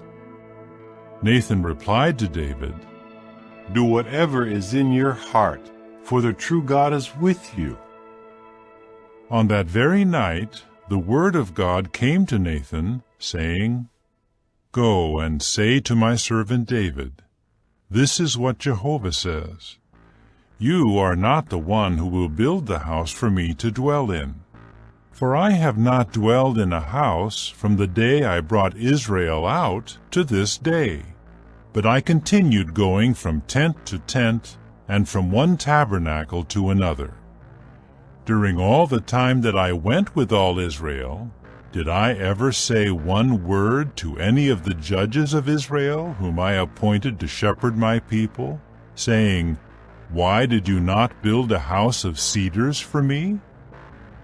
Now say this to my servant David, This is what Jehovah of armies says, I took you from the pastures, from following the flock, to become a leader over my people Israel. And I will be with you wherever you go, and I will do away with all your enemies from before you. And I will make a name for you like the name of the great men of the earth. I will appoint a place for my people Israel and settle them. and they will live there and not be disturbed any more. And wicked men will not oppress them again as they did in the past, from the day that I appointed judges over my people Israel. And I will subdue all your enemies. Moreover, I tell you, Jehovah will build a house for you. When your days come to an end, and you go to be with your forefathers, I will raise up your offspring after you, one of your sons, and I will firmly establish his kingship. He is the one who will build a house for me, and I will firmly establish his throne forever. I will become his father, and he will become my son. I will not remove my loyal love from him the way I removed it from the one who was prior to you. I will cause him to stand in my house and in my kingship forever, and his throne will last forever. Nathan told David all these words and this entire vision. At that, King David came in and sat down before Jehovah and said, Who am I, O Jehovah God, and what is my house that you have brought me this far?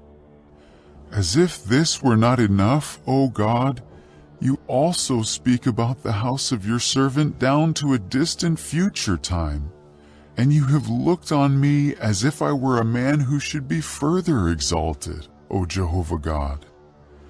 What more can your servant David say to you about the honor given me, when you know your servant so well? O Jehovah, for the sake of your servant, and in agreement with your heart you have done all these great things, by revealing your greatness. O Jehovah, there is no one like you, and there is no God except you. Everything we have heard with our ears confirms this. And what other nation on earth is like your people Israel? The true God went and redeemed them as his people. You made a name for yourself by your great and awe-inspiring deeds, driving out nations from before your people, whom you redeemed from Egypt. You made your people Israel your own people for all time, and you, O Jehovah, became their God. Now, O Jehovah, may the promise you have made concerning your servant and his house prove faithful for all time, and may you do just as you have promised. May your name endure and be exalted forever, so that people may say, Jehovah of armies, the God of Israel, is God to Israel. And may the house of your servant David be firmly established before you. For you, my God, have revealed to your servant your purpose to build him a house. That is why your servant has the confidence to offer this prayer to you. And now, O Jehovah, you are the true God, and you have promised these good things concerning your servant. So may it please you to bless the house of your servant, and may it continue forever before you. For you, O Jehovah, have blessed, and it is blessed forever. Chapter 18. Sometime later, David defeated the Philistines and subdued them, and took Gath and its dependent towns out of the hands of the Philistines. Then he defeated Moab, and the Moabites became David's servants and brought tribute. David defeated King Hadadezer of Zobah near Hamath as he was on his way to establish his authority at the Euphrates River. David captured 1,000 chariots, 7,000 horsemen, and 20,000 foot soldiers from him. Then David hamstrung all but 100 of the chariot horses. When the Syrians of Damascus came to help King Hadadezer of Zobah, David struck down 22,000 of the Syrians. David then established garrisons in Syria of Damascus and the Syrians became David's servants and brought tribute. Jehovah gave David victory wherever he went. Moreover, David took the circular shields of gold from the servants of Hadadezer and brought them to Jerusalem. From Tibhath and Cun, cities of Hadadezer, David took a great quantity of copper. With it Solomon made the copper sea, the pillars, and the copper utensils. When King Tou of Hamath heard that David had defeated the entire army of King Hadadezer of Zobah, he immediately sent his son Hadoram to King David to ask about his welfare and to congratulate him because he had fought and defeated Hadadezer. For Hadadezer had often fought against Tou, and he brought all sorts of articles of gold, silver, and copper. King David sanctified these to Jehovah, along with the silver and the gold that he had carried off from all the nations, from Edom and Moab, from the Ammonites, the Philistines, and the Amalekites. Abishai, the son of Zeruiah, struck down 18,000 Edomites in the Valley of Salt. He established garrisons in Edom, and all the Edomites became David's servants. Jehovah gave David victory wherever he went. David kept reigning over all Israel, and he was administering justice and righteousness for all his people. Joab, the son of Zeruiah, was over the army. Jehoshaphat, the son of Ahilud, was recorder. Zadok, the son of Ahitub, and Ahimelech, the son of Abiathar, were priests, and Shavsha was secretary. Benaiah, the son of Jehoiada, was over the Kerethites and the Pelethites. And David's sons were first in position next to the king. Chapter 19. Later Nahash, the king of the Ammonites, died, and his son became king in his place. At that David said, I will show loyal love toward Hanan the son of Nahash, because his father showed loyal love toward me. So David sent messengers to offer him comfort over the loss of his father. But when David's servants came into the land of the Ammonites to comfort Hanan, the princes of the Ammonites said to Hanan, Do you think that David is honoring your father by sending comforters to you? Is it not to make a thorough search, and to overthrow you, and to spy out the land that his servants have come to you? So Hanan took the servants of David and shaved them, and cut their garments in half at their buttocks, and sent them away.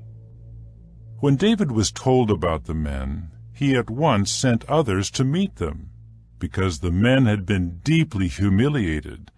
And the king told them, Stay in Jericho until your beards grow back, and then return. In time the Ammonites saw that they had become a stench to David. So Hanan and the Ammonites sent 1,000 silver talents to hire chariots and horsemen from Mesopotamia, Aramaica, and Zobah. Thus they hired 32,000 chariots, along with the king of Maacah and his people. Then they came and camped before Medeba. The Ammonites gathered together from their cities and came out for the battle. When David heard about it, he sent Joab and the entire army, including his mightiest warriors.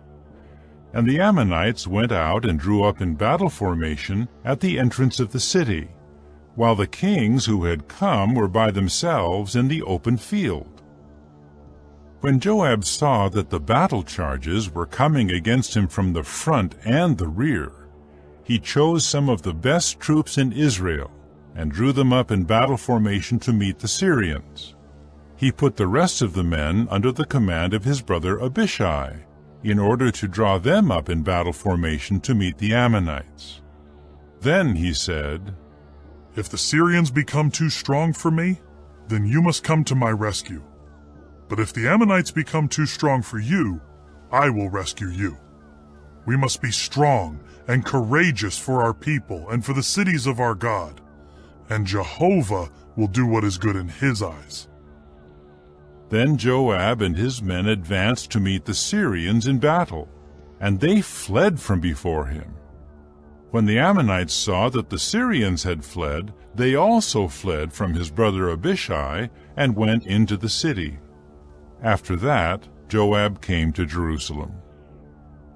When the Syrians saw that they had been defeated by Israel, they sent messengers to summon the Syrians in the region of the river, with Shophak, the chief of the army of Hadadezer, leading them. When the report was made to David, he immediately gathered all Israel and crossed the Jordan and came to them, and drew up in battle formation against them. David drew up in battle formation to meet the Syrians, and they fought against him. But the Syrians fled from Israel, and David killed 7,000 charioteers and 40,000 foot soldiers of the Syrians. And he put Shophak, the chief of the army, to death. When the servants of Hadadezer saw that they had been defeated by Israel, they promptly made peace with David and became his subjects. And Syria did not want to help the Ammonites anymore.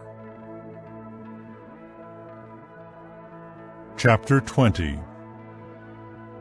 At the start of the year, at the time when kings go on campaigns, Joab led a military expedition and devastated the land of the Ammonites. He came and besieged Rabbah, while David stayed in Jerusalem. Joab attacked Rabbah and tore it down. Then David took the crown of Malcham from its head and found that it weighed a talent of gold, and in it there were precious stones, and it was placed on David's head. He also took a vast amount of spoil from the city, and he brought out the people who were in it and put them to work at sawing stones and at working with sharp iron instruments and with axes. That was what David did to all the cities of the Ammonites. Finally, David and all the troops returned to Jerusalem. After this, war broke out at Gezer with the Philistines. At that time, Sibbecai the Hushathite struck down Sippai, who was a descendant of the Rephaim, and they were subdued.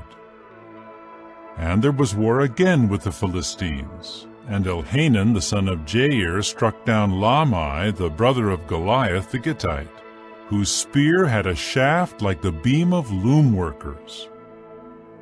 War broke out yet again at Gath, where there was a man of extraordinary size, with 6 fingers on each hand and 6 toes on each foot, 24 in all, and he too was a descendant of the Rephaim.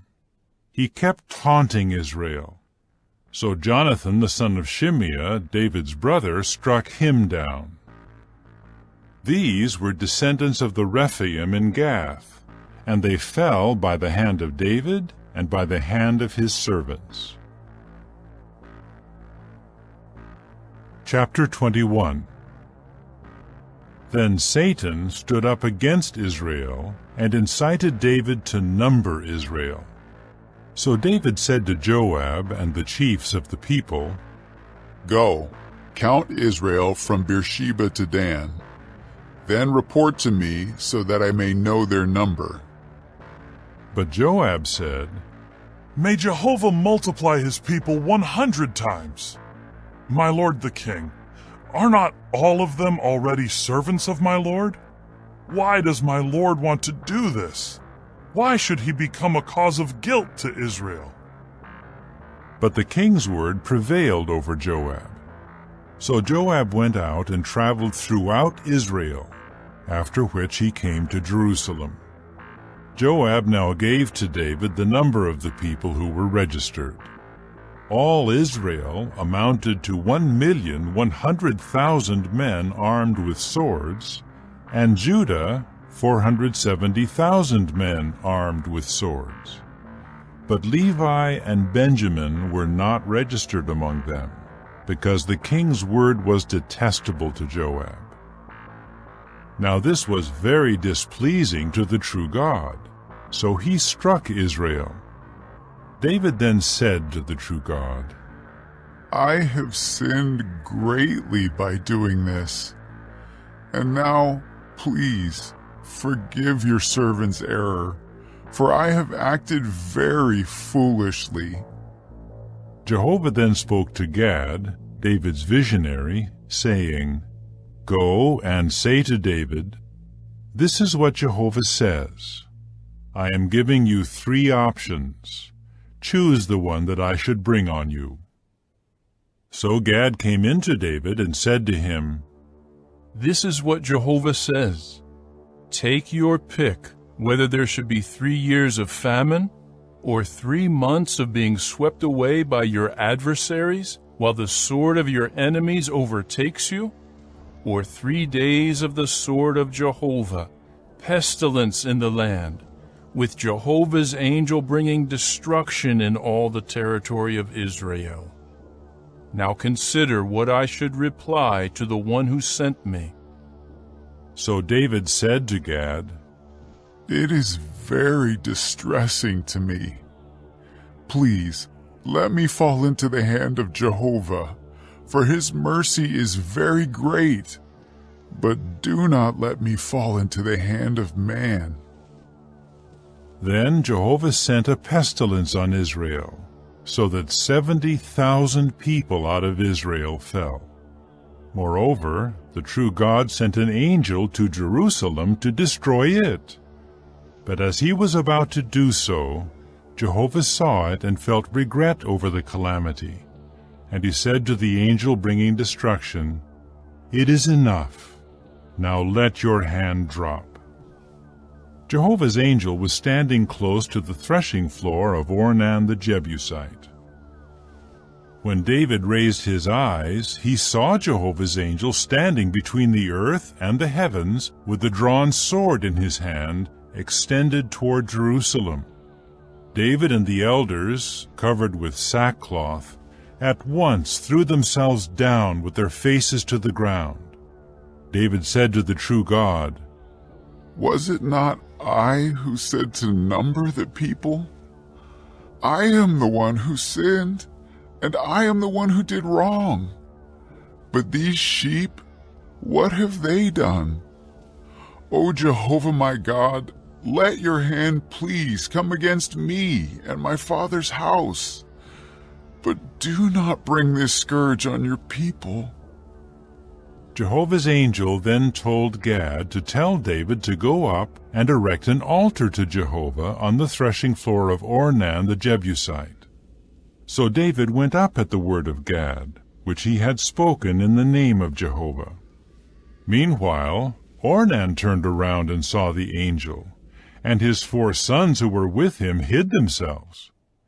Now Ornan had been threshing wheat. When David came up to him, Ornan looked and saw David, and he immediately went out from the threshing floor and bowed down to David with his face to the ground. David said to Ornan, Sell me the site of the threshing floor, so that I may build an altar to Jehovah on it. Sell it to me for the full price, so that the scourge against the people may be halted. But Ornan said to David, Take it as your own, and let my lord the king do what seems good to him. Here I am providing the cattle for burnt offerings, and the threshing sledge for the wood, and the wheat as a grain offering. I give all of it. However, King David said to Ornan, No, I must buy it for the full price, because I will not take what is yours and give it to Jehovah, or offer up burnt sacrifices that cost me nothing. So David gave Ornan 600 gold shekels by weight for the site. And David built an altar there to Jehovah, and offered up burnt sacrifices and communion sacrifices. And he called on Jehovah, who now answered him with fire from the heavens on the altar of burnt offering. Then Jehovah ordered the angel to return his sword to its sheath. At that time, when David saw that Jehovah had answered him at the threshing floor of Ornan the Jebusite, he continued to sacrifice there. However, the tabernacle of Jehovah that Moses had made in the wilderness and the altar of burnt offering were at that time on the high place at Gibeon. But David had not been able to go before it to consult God, for he was terrified because of the sword of Jehovah's angel. Chapter 22. David then said, "This is the house of Jehovah, the true God, and this is an altar for burnt offering for Israel." David then gave orders to bring together the foreign residents who were in the land of Israel, and he assigned them to be stone cutters, to cut and shape stones for building the house of the true God. David also prepared iron in great quantity for nails for the doors of the gates and for clamps, and so much copper that it was beyond weighing, and also cedar timbers without number, for the Sidonians and the Tyrians brought great quantities of cedar timbers to David. And David said, "My son Solomon is young and inexperienced, and the house to be built for Jehovah is to be exceedingly magnificent, so that its fame and beauty will be known in all lands. Therefore, I will make preparation for him." So David prepared materials in great quantity before his death. Moreover, he summoned his son Solomon and instructed him to build a house for Jehovah the God of Israel. David told his son Solomon, "As for me, it was my heart's desire to build a house for the name of Jehovah my God. But Jehovah's word came to me, saying, 'You have shed a great deal of blood, and you have fought great wars. You will not build a house for my name, for you have shed a great deal of blood on the earth before me. Look, you will have a son who will be a man of peace, and I will give him rest from all his enemies who surround him. For Solomon will be his name, and I will grant Israel peace and quiet in his days. He is the one who will build a house for my name. He will become my son, and I will be his father. I will firmly establish the throne of his kingship over Israel forever. Now, my son, may Jehovah be with you, and may you be successful and build the house of Jehovah your God, just as he has spoken concerning you. Only may Jehovah give you discretion and understanding when he gives you authority over Israel, so that you may keep the law of Jehovah your God. Then you will be successful if you carefully observe the regulations and the judgments that Jehovah ordered Moses to give Israel. Be courageous and strong. Do not be afraid or be terrified.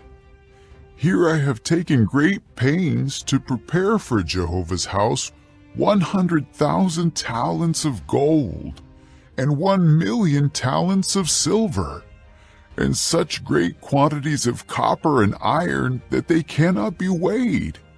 And I have prepared timbers and stones, but you will add to them.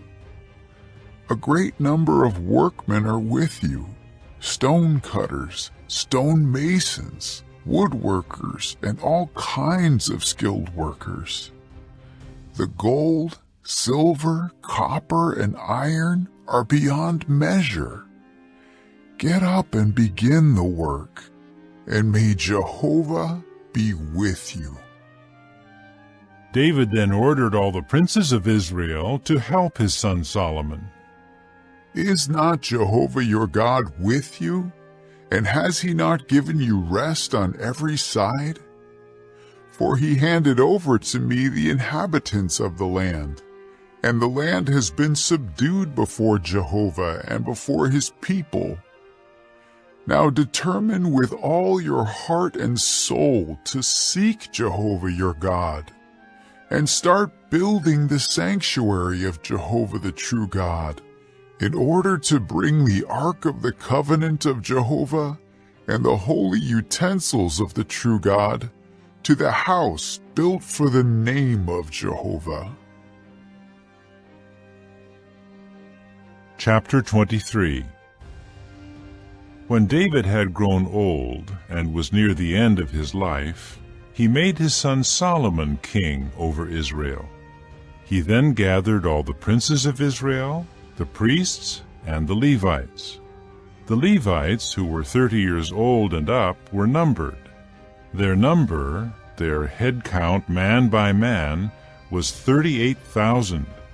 Of these, 24,000 served as supervisors over the work of Jehovah's house, and there were 6,000 officers and judges, and there were 4,000 gatekeepers, and 4,000 gave praise to Jehovah on the instruments, about which David said, I made them for giving praise.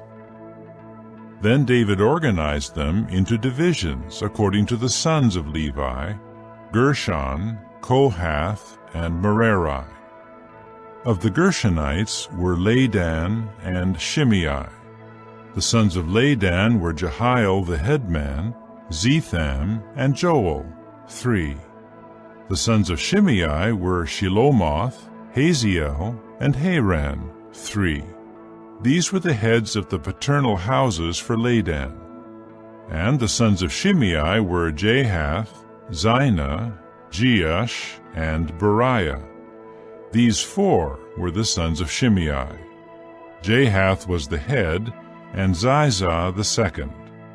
But since Jeush and Beriah did not have many sons, they were counted as one paternal house, with one area of responsibility. The sons of Kohath were Amram, Izhar, Hebron, and Uzziel, 4. The sons of Amram were Aaron and Moses.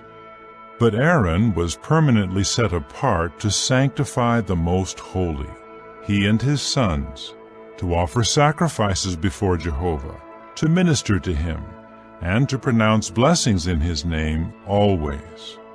As for Moses, the man of the true God, his sons were named among the tribe of the Levites. The sons of Moses were Gershom and Eleazar. Of the sons of Gershom, Shebuel was the head. Of the descendants of Eleazar, Rehabiah was the head. Eleazar did not have other sons, but the sons of Rehabiah were very many. Of the sons of Izhar, Shelomith was the head man. The sons of Hebron were Jeriah the head, Amariah the second, Jahaziel the third, and Jekameam the fourth. The sons of Uzziel were Micah the head, and Ishiah the second. The sons of Merari were Mahli and Mushi. The sons of Mahli were Eleazar and Kish. Eleazar died, but he had no sons, only daughters. So the sons of Kish, their relatives, took them as wives. The sons of Mushi were Mahli, Eder, and Jeremoth, 3. These were the sons of Levi according to their paternal houses, the heads of the paternal houses, by those registered who were counted and listed by their names, and who carried out the work for the service of the house of Jehovah from 20 years old and up. For David had said, Jehovah the God of Israel has given rest to his people, and he will reside in Jerusalem forever. Also, the Levites will not have to carry the tabernacle or any of its equipment for its service. For according to the last instructions of David, the Levites from 20 years old and up were numbered. Their function was to assist the sons of Aaron for the service of the house of Jehovah, to be in charge of the courtyards, the dining rooms, the purification of every holy thing, and any work needed for the service of the house of the true God. They assisted with the layer bread, the fine flour for the grain offering, the wafers of unleavened bread, the griddle cakes, the mixed dough, and all measures of quantity and size. They were to stand morning by morning to thank and praise Jehovah, and likewise in the evening. They assisted whenever the burnt sacrifices were offered to Jehovah on the Sabbaths, the new moons, and during the festival seasons, according to the number required by the rules concerning them, doing so regularly before Jehovah. They also took care of their responsibilities toward the tent of meeting, toward the holy place, and toward their brothers the sons of Aaron, for the service of the house of Jehovah. Chapter 24. Now the divisions of the descendants of Aaron were these. The sons of Aaron were Nadab, Abihu, Eleazar, and Ithamar. However, Nadab and Abihu died before their father, and they did not have any sons. But Eleazar and Ithamar continued to serve as priests. David, along with Zadok from the sons of Eleazar, and Ahimelech from the sons of Ithamar, made divisions of them for the office of their service. Since the sons of Eleazar had more headmen than the sons of Ithamar had, they divided them accordingly. The sons of Eleazar had 16 as heads of their paternal houses, and the sons of Ithamar had 8 as heads of their paternal houses. Further, they divided them by lots, the one group along with the other, for there were chiefs of the holy place and chiefs of the true God from both the sons of Eleazar and the sons of Ithamar.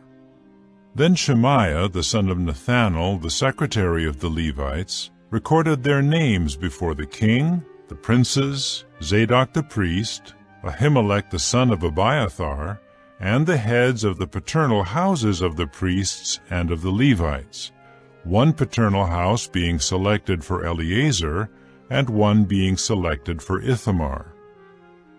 The first lot came out to Jehoiarib, the second to Jedaiah, the third to Harim, the fourth to Seorim, the fifth to Malchijah, the sixth to Mijamin, the seventh to Hakkoz, the eighth to Abijah, the ninth to Jeshua, the 10th to Shechaniah, the 11th to Eliashib, the 12th to Jachim, the 13th to Huppah, the 14th to Jeshebeab, the 15th to Bilgah, the 16th to Immer, the 17th to Hezir, the 18th to Haphazez, the 19th to Pethahiah, the 20th to Jehezkel, the 21st to Jachin, the 22nd to Gamal, the 23rd to Delaiah, the 24th to Maaziah. These were their offices for their service when they would come into the house of Jehovah, according to the procedure set by their forefather Aaron, just as Jehovah the God of Israel had commanded him. And of the rest of the Levites, of the sons of Amram, there was Shubael. Of the sons of Shubael, Jediah. Of Rehabiah, of the sons of Rehabiah, Ishiah the head. Of the Izharites, Shelomoth. Of the sons of Shelomoth, Jahath. And of the sons of Hebron, Jeriah the head, Amariah the second, Jahaziel the third, Jekameam the fourth. Of the sons of Uzziel, Micah. Of the sons of Micah, Shamir. The brother of Micah was Ishiah. Of the sons of Ishiah, Zechariah. The sons of Merari were Mahli and Mushai. Of the sons of Jaaziah, Beno. The sons of Merari, of Jaaziah, Beno, Shoham, Zachar, and Ibri. Of Mahli, Eleazar, who did not have any sons. Of Kish, the sons of Kish, Jerahmeel. And the sons of Mushai were Mahli, Eder, and Jeremoth. These were the sons of Levi, by their paternal houses. And they also cast lots, just as their brothers the sons of Aaron did, in the presence of King David, Zadok, Ahimelech, and the heads of the paternal houses of the priests and of the Levites. Regarding the paternal houses, the head one was just as his younger brother. Chapter 25. Further, David and the chiefs of the groups for the service separated some of the sons of Asaph, Heman, and Jeduthun to serve by prophesying with the harps, the stringed instruments, and the cymbals. The list of the official men for this service was, of the sons of Asaph, Zachar, Joseph, Nethaniah, and Asherelah, the sons of Asaph under the direction of Asaph, who prophesied under the direction of the king. Of Jeduthun, the sons of Jeduthun, Gedaliah, Zeri, Jeshaiah, Shimei, Hashabiah, and Mattathiah, 6, under the direction of their father Jeduthun, who prophesied with the harp, thanking and praising Jehovah. Of Heman, the sons of Heman, Bechiah, Mattaniah, Uzziel, Shebuel, Jeremoth, Hananiah, Hanani, Eliathah, Gedaltai, Romamtiezer, Joshbekashah, Malothai, Hothir, and Mahazioth. All of these were sons of Heman, a visionary of the king in matters pertaining to the true God, to his glory. Thus the true God gave Heman 14 sons and 3 daughters. All of these were under the direction of their father for singing at the house of Jehovah, with cymbals, stringed instruments, and harps for the service of the house of the true God. Under the king's direction were Asaph, Jeduthun, and Heman. The number of them and their brothers who were trained in song to Jehovah, all experts, was 288. So they cast lots for their duties, the small and the great alike, the expert along with the learner. The first lot to come out belonged to Asaph for Joseph, the second for Gedaliah. He and his brothers and his sons were 12. The third for Zachar, his sons and his brothers, 12. The fourth for Izri, his sons and his brothers, 12. The fifth for Nethaniah, his sons and his brothers, 12. The sixth for Bechiah, his sons and his brothers, 12. The seventh for Jesharelah, his sons and his brothers, 12. The eighth for Jeshaiah, his sons and his brothers, 12. The ninth for Mattaniah, his sons and his brothers, 12.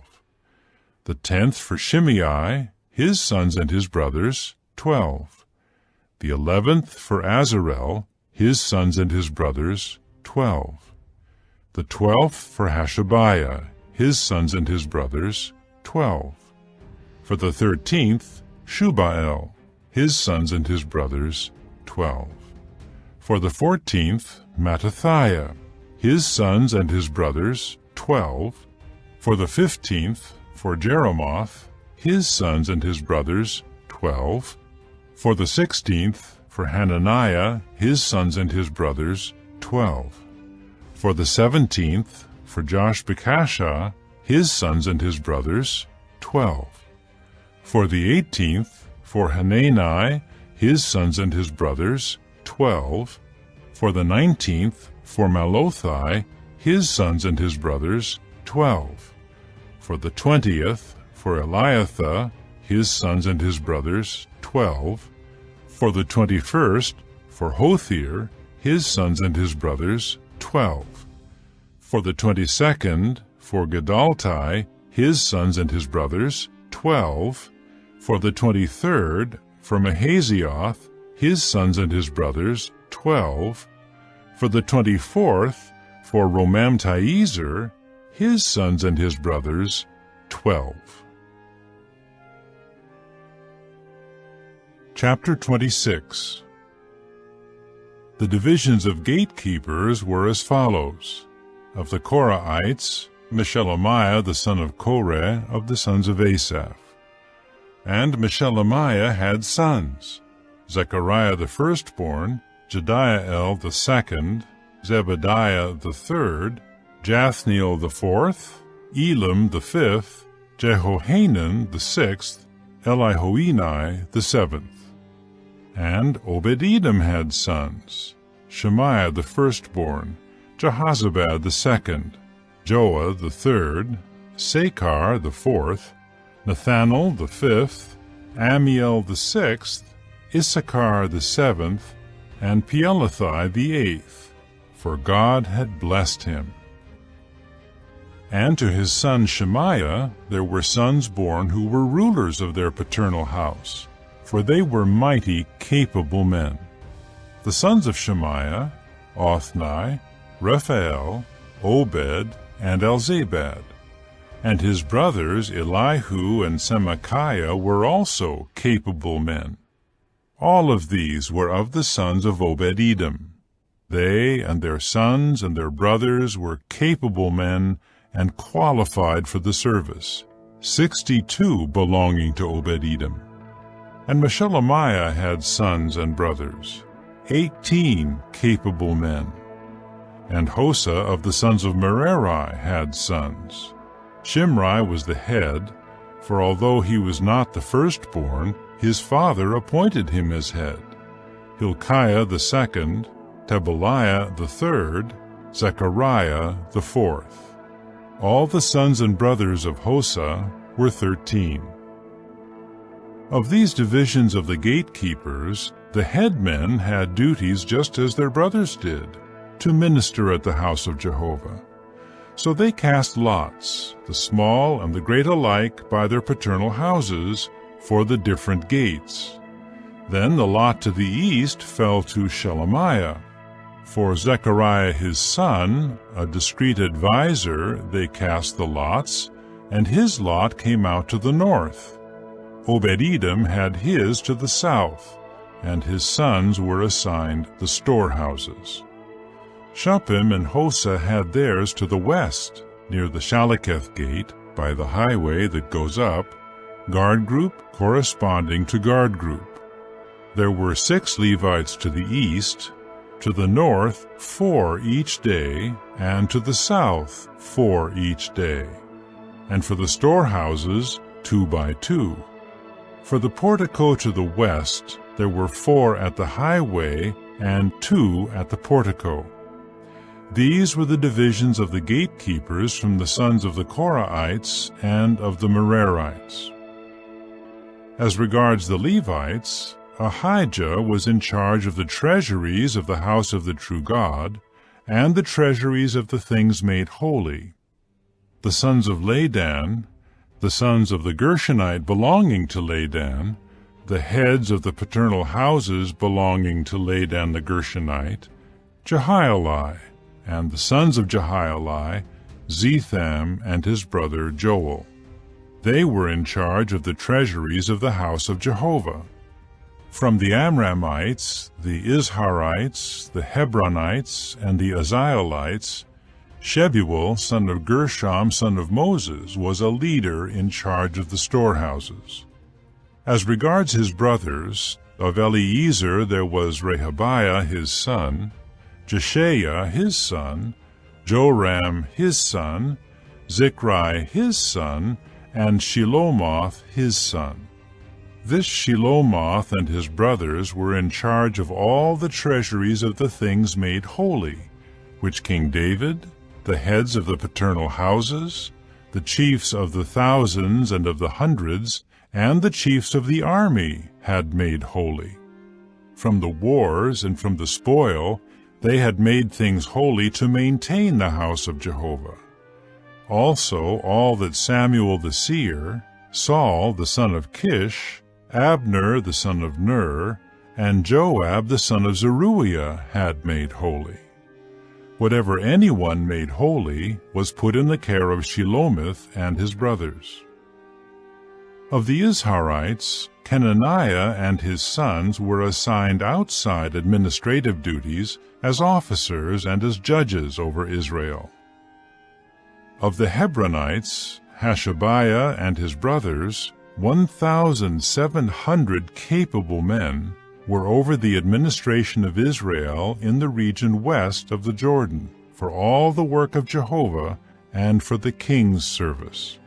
Of the Hebronites, Jerijah was the head of the Hebronites by line of descent of their paternal house.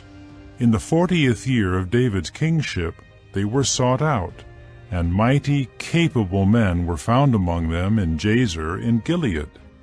And his brothers numbered 2,700 capable men, heads of the paternal houses. So King David assigned them over the Reubenites, the Gadites, and the half-tribe of the Manassites, for every matter of the true God and matter of the king. Chapter 27. This is the number of Israelites, the heads of the paternal houses, the chiefs of the thousands and of the hundreds, and their officers who ministered to the king in every matter of the divisions that would come in and go out month by month during all the months of the year. There were 24,000 in each division. Over the first division of the first month was Jashobeam the son of Zabdiel, and 24,000 were in his division. Of the sons of Perez, he was the head of all the chiefs of the groups assigned to serve during the first month.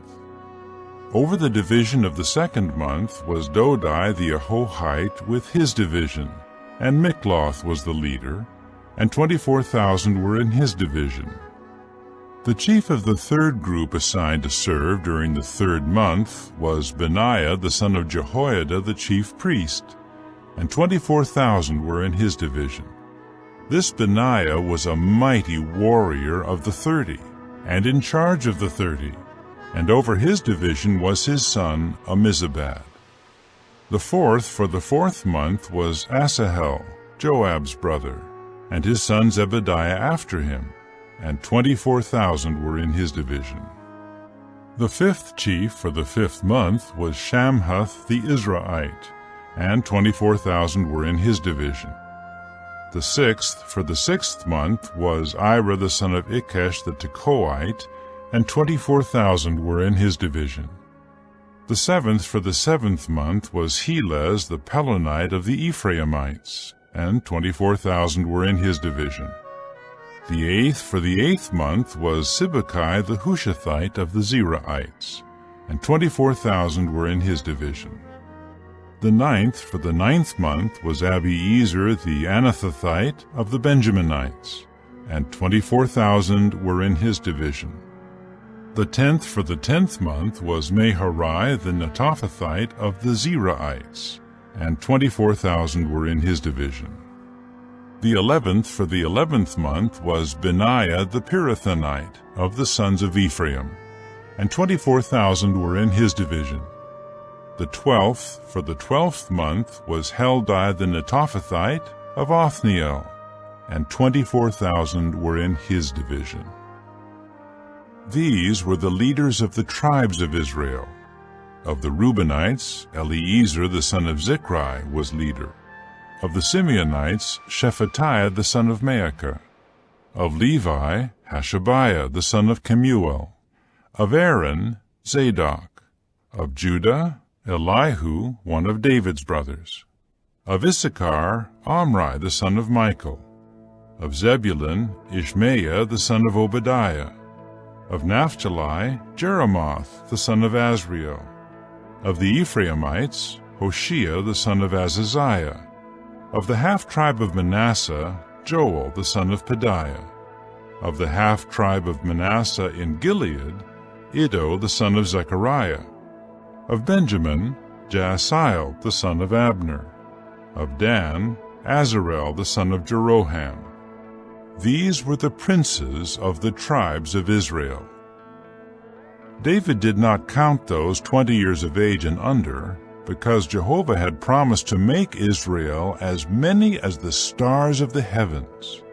Joab the son of Zeruiah had started to take the count, but he did not finish, and God's anger came against Israel because of this, and the number was not entered into the account of the history of the times of King David. Over the treasuries of the king was Asmaveth the son of Adiel.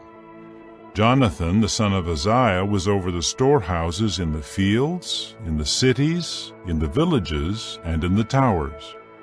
Over the field workers who cultivated the soil was Ezra the son of Caleb. Shimei the Ramathite was over the vineyards. Over the produce of the vineyards for the wine supplies was Zabdi the Shifmite. Over the olive groves and the sycamore trees in the Shephelah was Baal-Hanan the Gederite. Over the oil supplies was Joash. Over the herds that grazed in Sharon was Shitrai the Sharonite, and Shaphat the son of Adlai was over the herds in the valley plains. Over the camels was Obil the Ishmaelite. Over the donkeys was Jediah the Meronothite. Over the flocks was Jaziz the Hagrite. All of these were the chiefs of King David's property.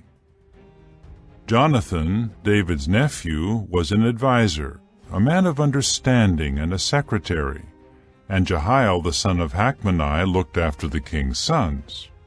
Ahithophel was an adviser to the king, and Hushai the Archite was the king's friend. After Ahithophel there were Jehoiada the son of Benaiah, and Abiathar, and Joab was chief of the king's army. Chapter 28. David then congregated all the princes of Israel to Jerusalem, the princes of the tribes, the chiefs of the divisions ministering to the king, the chiefs of thousands and the chiefs of hundreds, the chiefs of all the property and livestock of the king and of his sons, together with the court officials and every mighty and capable man. Then King David rose to his feet and said, "Hear me, my brothers and my people. It was my heart's desire to build a house as the resting place for the ark of the covenant of Jehovah, and as the footstool of our God, and I made preparations to build. But the true God told me, 'You will not build a house for my name, for you are a man of wars, and you have shed blood.' However, Jehovah, the God of Israel, chose me out of all the house of my father to become king over Israel forever. For he chose Judah as leader, and of the house of Judah my father's house, and of my father's sons I was the one whom he approved to make me king over all Israel. And of all my sons, for Jehovah has given me many sons, he chose my son Solomon to sit on the throne of the kingship of Jehovah over Israel. He said to me, 'Your son Solomon is the one who will build my house and my courtyards, for I have chosen him as my son, and I will become his father. I will firmly establish his kingship forever, if he resolutely observes my commandments and my judicial decisions, as he is now doing.'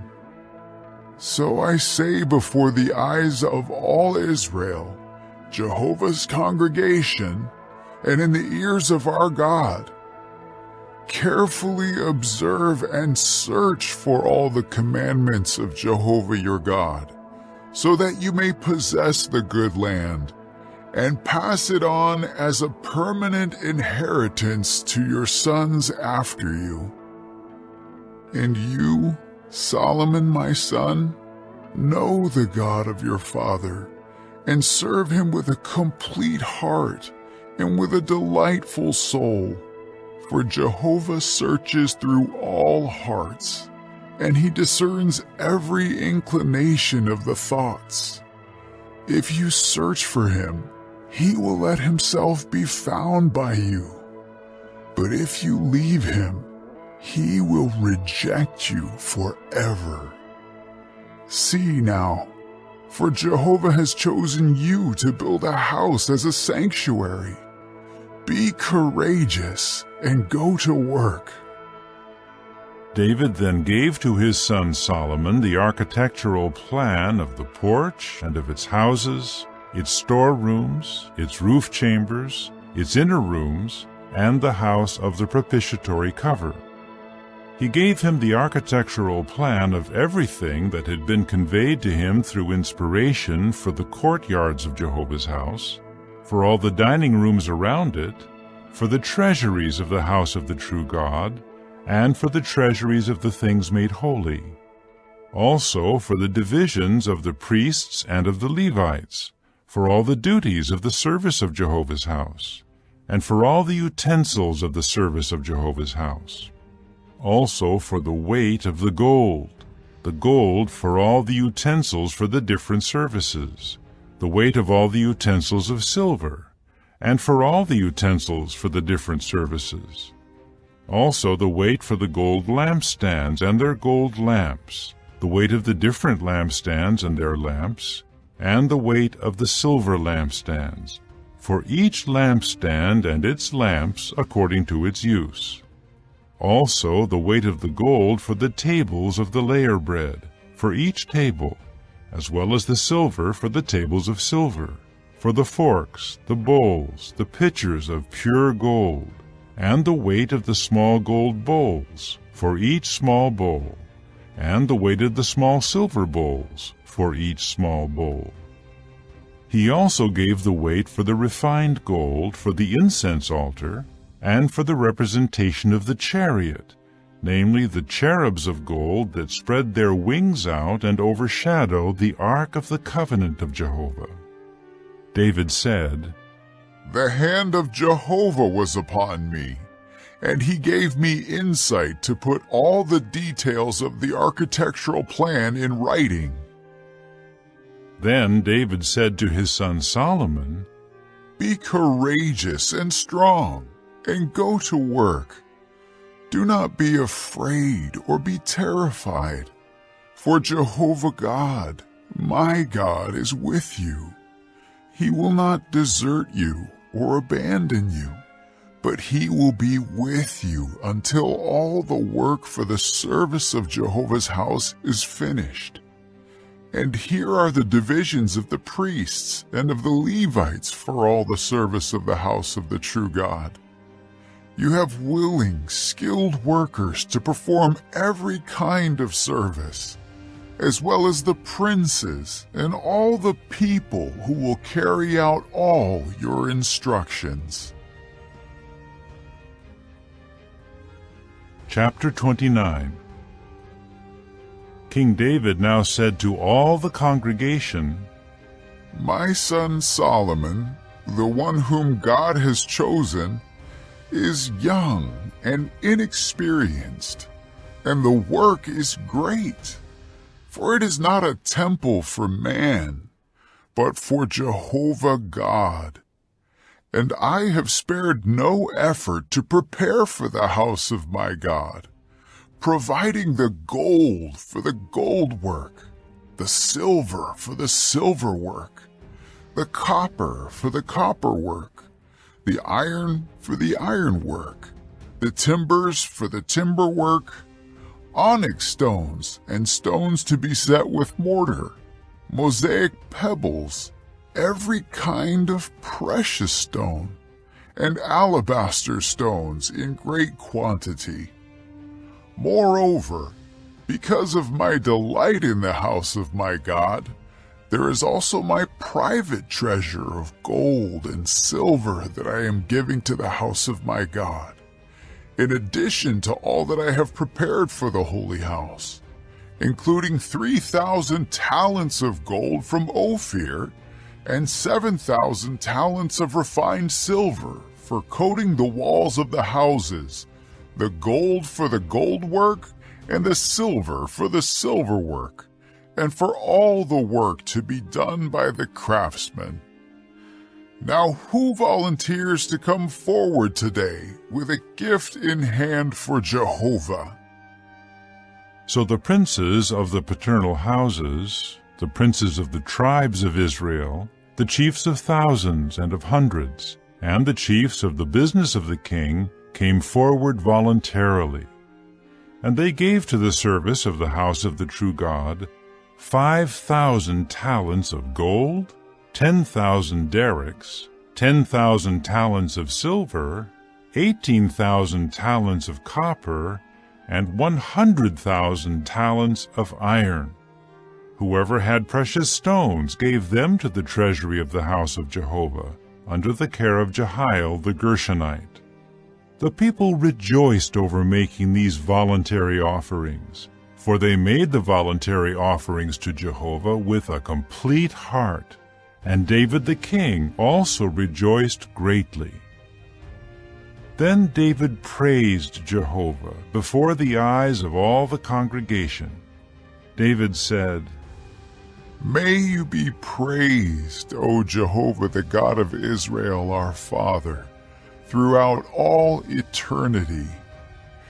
Yours, O Jehovah, are the greatness and the mightiness and the beauty and the splendor and the majesty. For everything in the heavens and on the earth is yours. Yours is the kingdom, O Jehovah. You are the one exalting yourself as head over all. The riches and the glory are from you, and you rule over everything. And in your hand there are power and mightiness, and your hand is able to make great and to give strength to all.